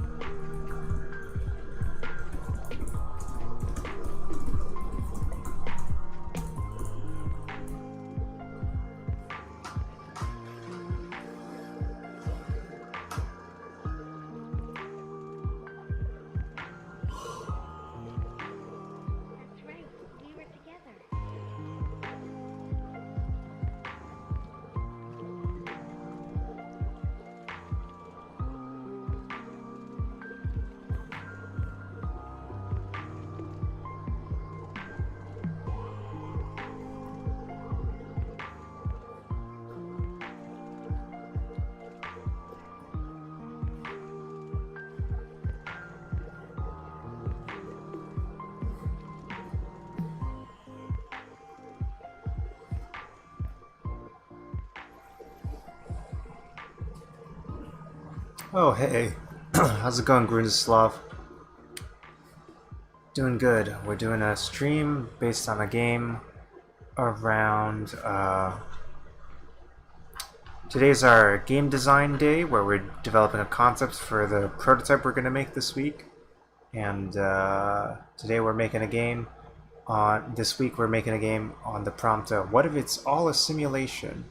And then about like true reality and stuff like that. Really abstract, and it's doing good. I'm just having some relaxing lo-fi music brainstorming time and working on it while trying to make it relaxing and stuff. And then we also had a little bit of meditation earlier, 10 minutes of meditation. And there's some good insight there. I'll probably do a re-upload of that sometime. But yeah, how are you? Hope you're doing well, Grundislav. I'm referring to you by your username in case you don't like to be referred to as your real name or whatever. I obviously know it. Good to see you. I'm just thinking, cool, awesome. Wrapping up the workday. Awesome, that's great.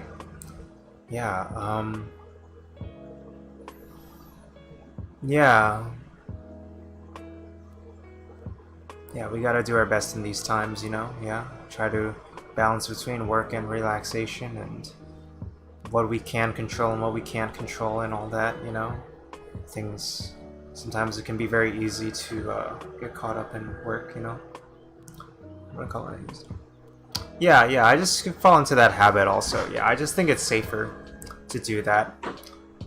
Exactly, on stream. I just think it's a good habit to have. For sure, because I know there are streamers who don't like revealing their real name on their public profile and stuff like that. I don't know. I feel like my idea this week is like pretty abstract at this point. Like it's about the balancing between power and insight and the gaining of influence and the ability to master the world around us externally versus the ability to self-master. And I don't know, that doesn't sound like a game, it just sounds more like a concept. Very abstract. But I don't know, the simplest way to put all that is like one idea that I just think is like useful to think about. You can spend a whole day thinking about this, is just no amount of anxiety can predict the future. No amount of guilt can change the past, You can't anticipate the future enough to prevent future pain. And you can't feel guilty enough to change bad things in the past. Real deep stuff! Thinking about that while listening to some nice Square Enix Final Fantasy lo-fi hip-hop beats. I don't know, no amount of anxiety can predict the future, no amount of guilt can change the past. I mean, what are the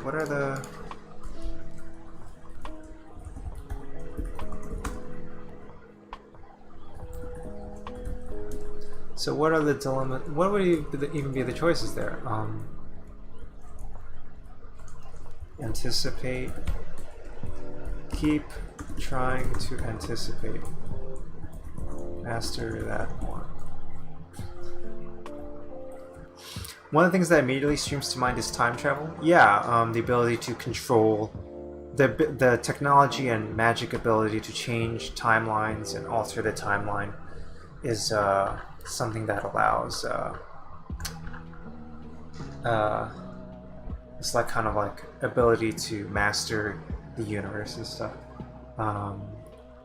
Even in the talk, for the prompts, the speaker mentioned like Back to the Future Part 2, where like they're on this dark alternate timeline, and then ultimately through Marty and Doc Brown's scientific understanding, they're able to travel back in time to prevent the alternate timeline from happening. yeah, given the power to time travel for the sole purpose of fixing your past mistakes or seeing what the future holds, and all the disastrous effects that can have. Yeah, that's Marty's hubris and thinking like, hey, I want to make a couple extra bucks. I want to get this sports almanac, and then like that sports almanac is what ends up kind of undoing the timeline and creating the disastrous effect. And then that's why the time machine must be destroyed, Marty, even though he doesn't care about it. In the end, I think, what the heck? And then we'll have like a short run animated TV show that nobody pays attention to. If you just had enough power, you could change anything. If just like that's like kind of similar to like this kind of Greek tragedy of like Tony Stark with Ultron. You know, like if I can cover this planet in body armor with this like AI machine, you know, I can prevent all these bad things from happening. But then it kind of turns on him when it gains sentience and gains a life of its own and starts attacking the Avengers and humanity and stuff. And then Thanos is like the flip side of that, and to continue Marvel Cinematic Universe, Thanos has the will to prevent more deaths, and also like through his ambition to like attain the Infinity Gauntlet, being like this Titan, and also the strength to like, you know, defeat anyone in his way. He's able to like prevent more deaths. That's like hubris right there. In a Greek tragedy sense, like I guess the myth of Oedipus, he thinks he can defy his own fate by like, oh, even though the fates are telling him, hey, you're gonna do this tragedy, you know, you have to accept that. Through him trying to prevent his own fate, he ends up creating his own downfall through believing that he can master his own fate. Whereas like this, which is like contradicting the lesson of Back to the Future, is that your future is what you make of it. You can change it to anything you want it to be. You know, that's like this conflicting idea. A lot of it's like based around the ideas of determinism and free will, which gets really messy very fast. The kind of duality of that. And I also took the lens of like mental health, and that like sometimes accepting that like things happened in the past is actually one of the healthiest ways to move forward. The ability, like the quote-unquote giving up on the idea that you could have done things differently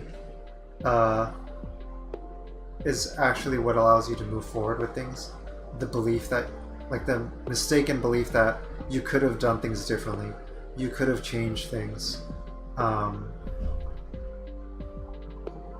that's what leads to more suffering. I don't know, maybe it's just interesting to just explore that kind of theme with those characters. I don't know, it's really tough to tackle. I mean, characters that deal with that. I mean, they gave the story of like the family members of those who survived 9/11.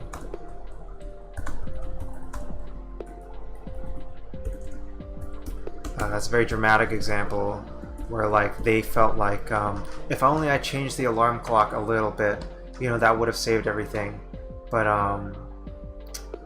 you know, then like the treatment for that is like helping them come to terms with, hey, you know, you couldn't have done anything else, and then having some kind of a resolution of that catharsis. I mean, that's a very dramatic example. I don't know, like Citizen Kane, Oedipus,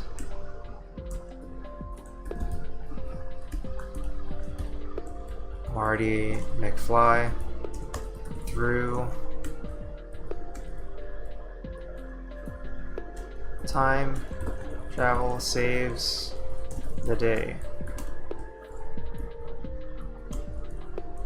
Keeping time travel around creates more danger.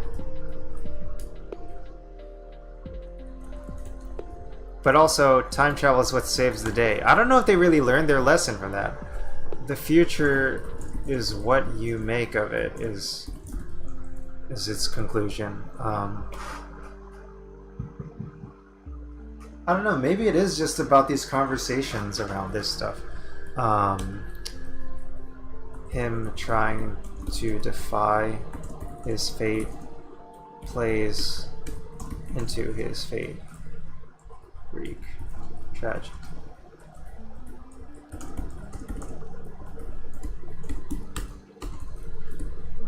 Citizen.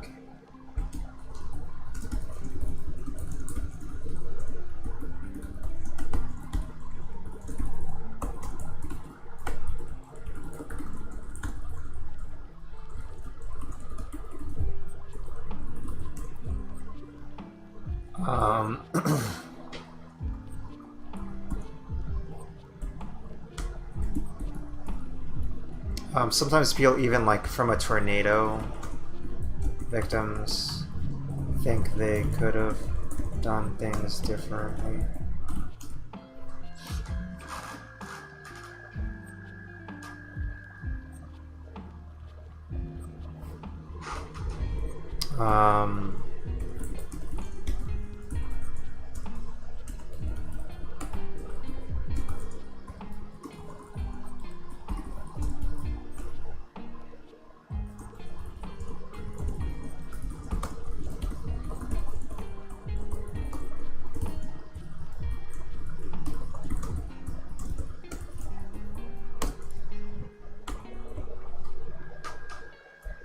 I don't know, Anakin Skywalker, through trying to prevent deaths,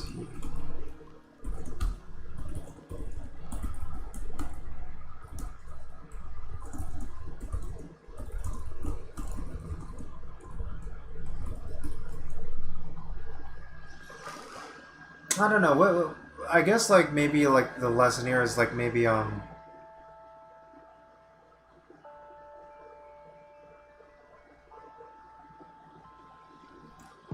is just maybe developing an original character that explores these themes then maybe and then through like some kind of power they have, this is an exploration of this similar nature of a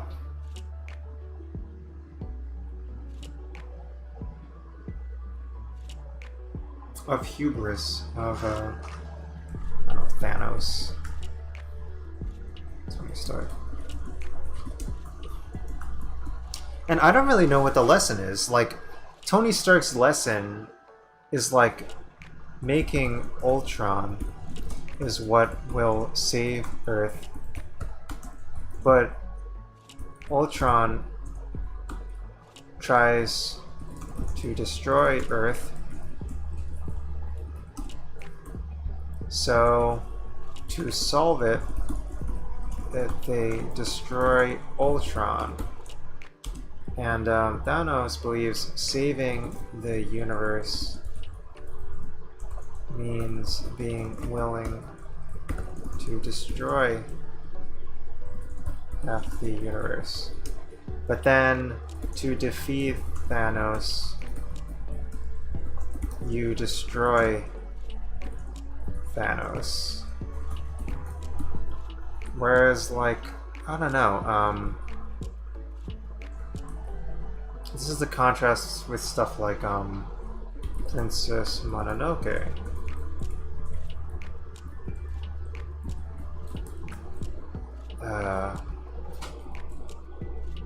Everyone is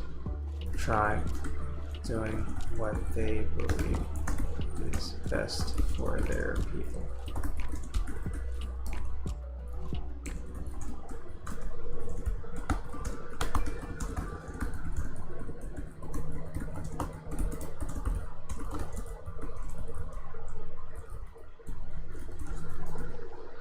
And then Avatar.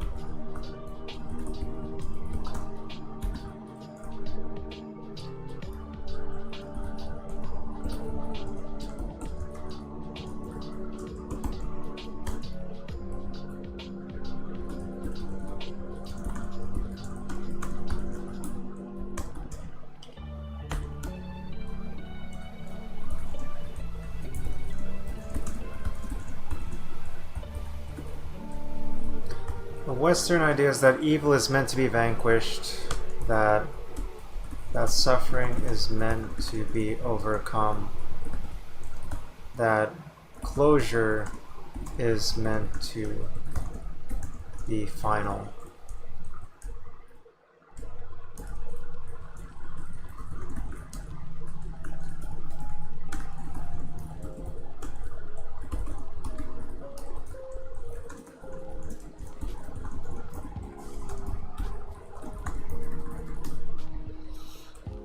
I don't know.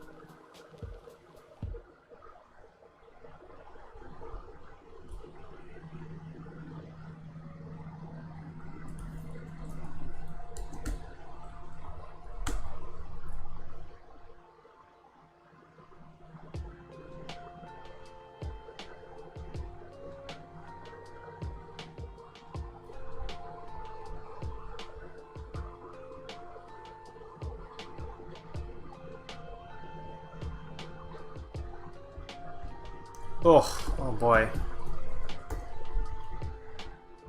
Anyway, let's dive into all that. No amount of anxiety can bring freedom.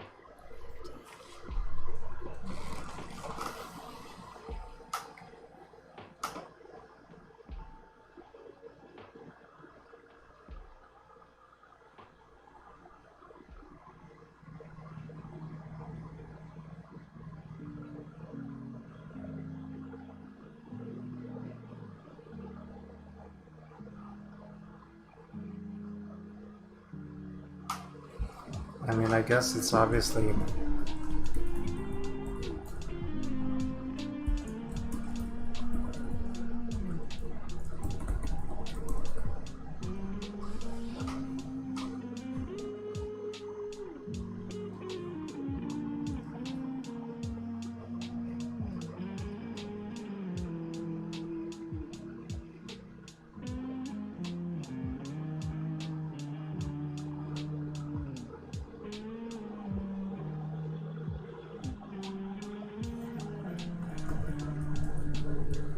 I guess I've been thinking about this character, this for a while. The idea, I had read the accounts of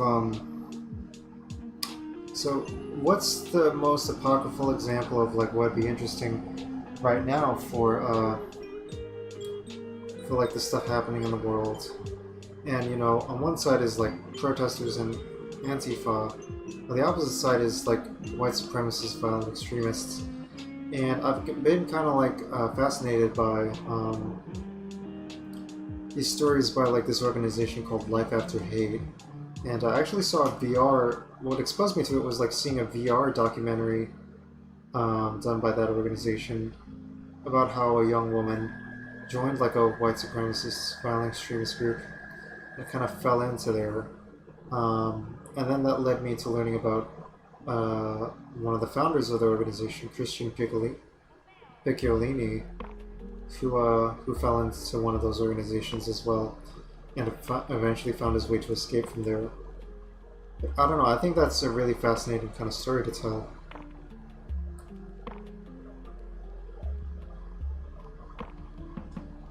That there is enough humanity in somebody that they can fall into it and then come out of it.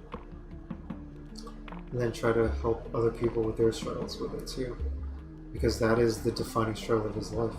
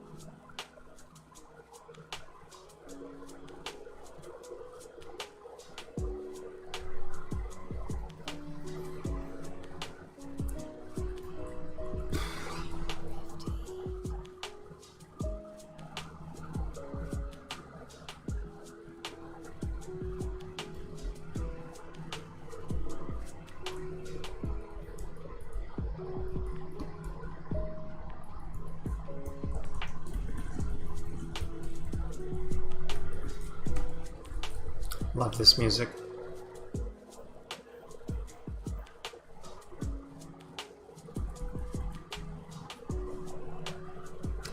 I'll have to get his back, man.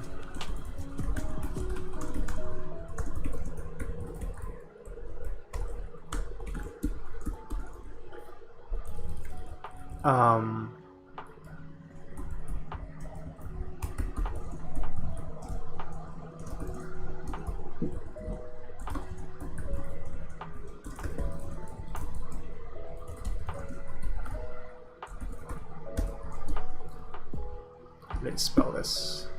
Let me see it. Okay.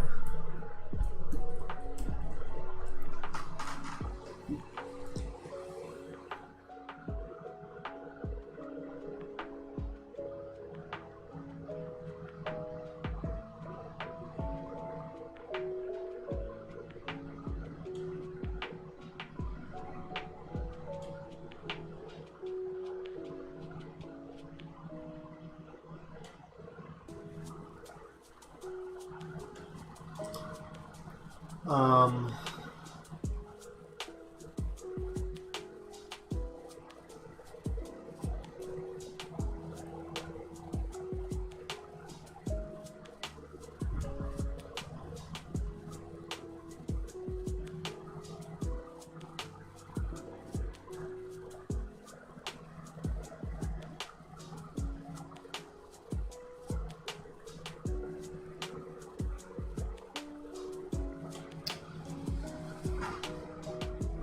yeah, the desire.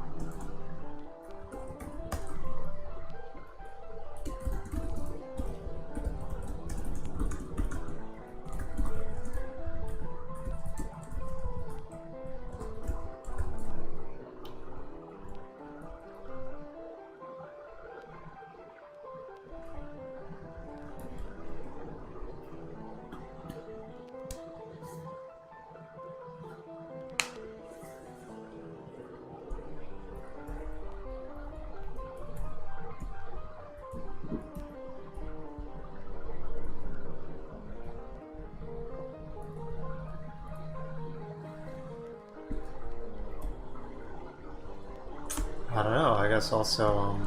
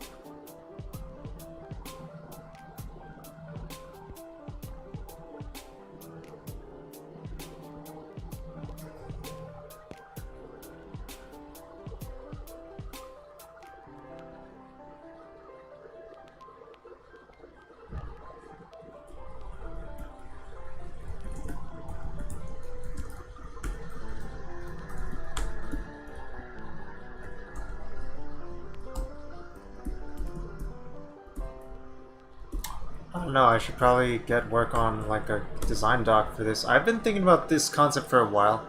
This is kind of like a sequel to Confessions of an NPC. So, yeah, I might as well make a doc for this. Close that.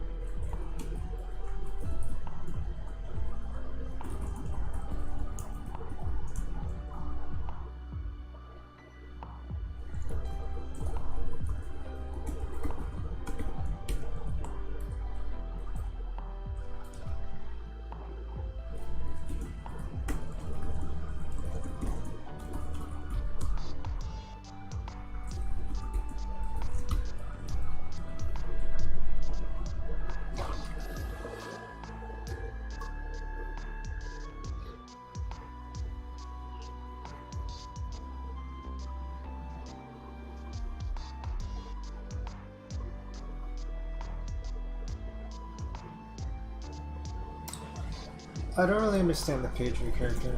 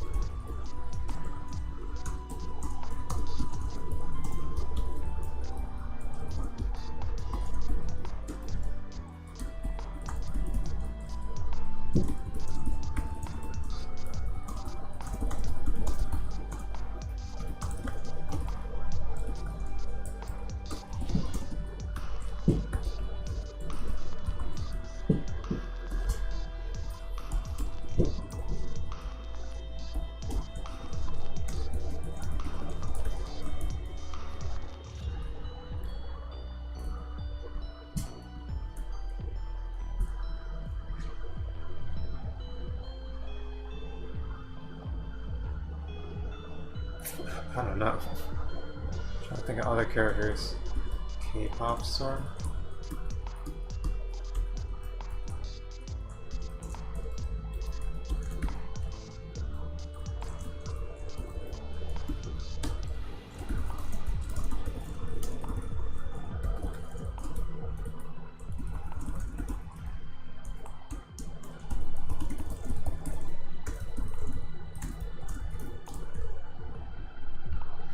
I guess I would like more women and people of color in this, but maybe that's not what this chapter is about as much.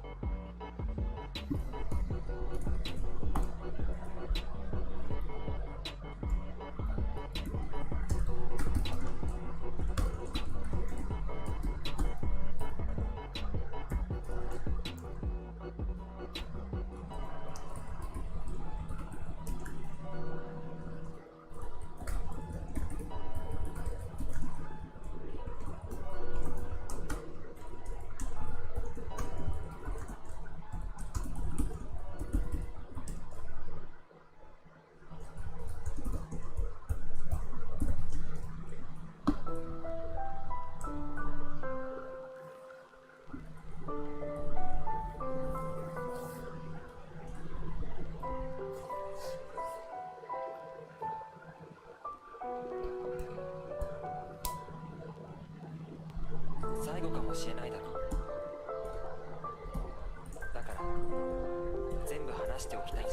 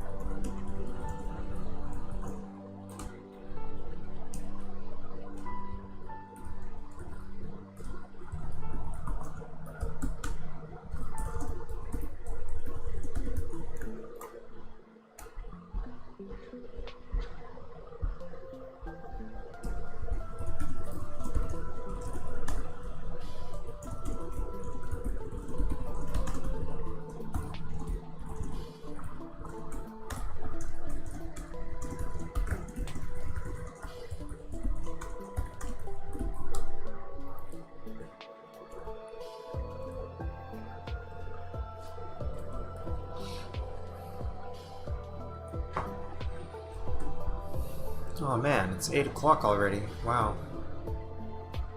Can't believe it.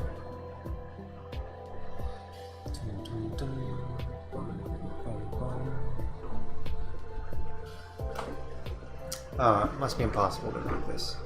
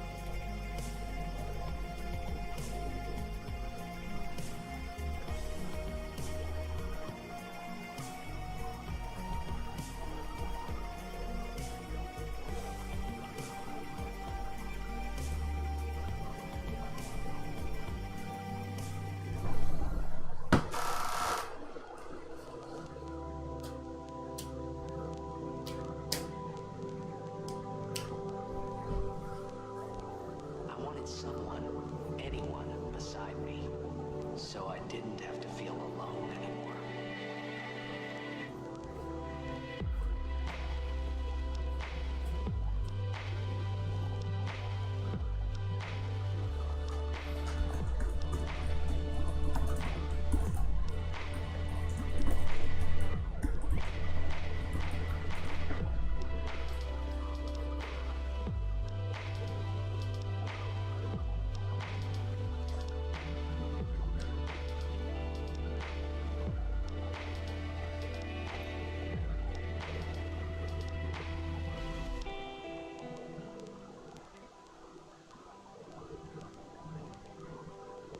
Sure, it was hard not to think of home, but I started to feel better already.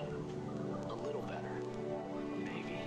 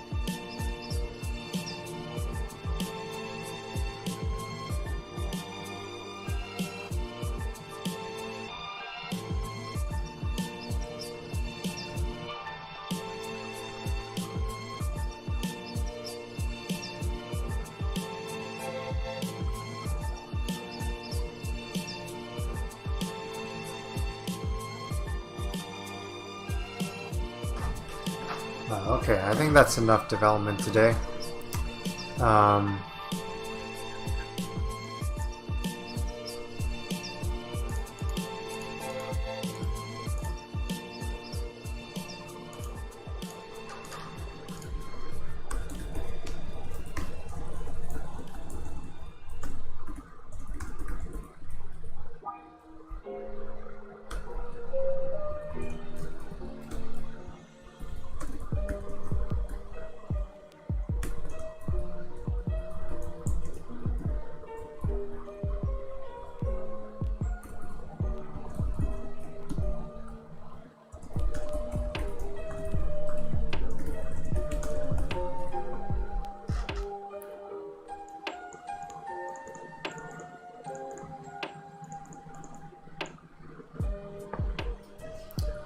Okay, I think that's gonna be my design doc. I've done enough work today. I'm gonna submit this, and I will catch y'all next time.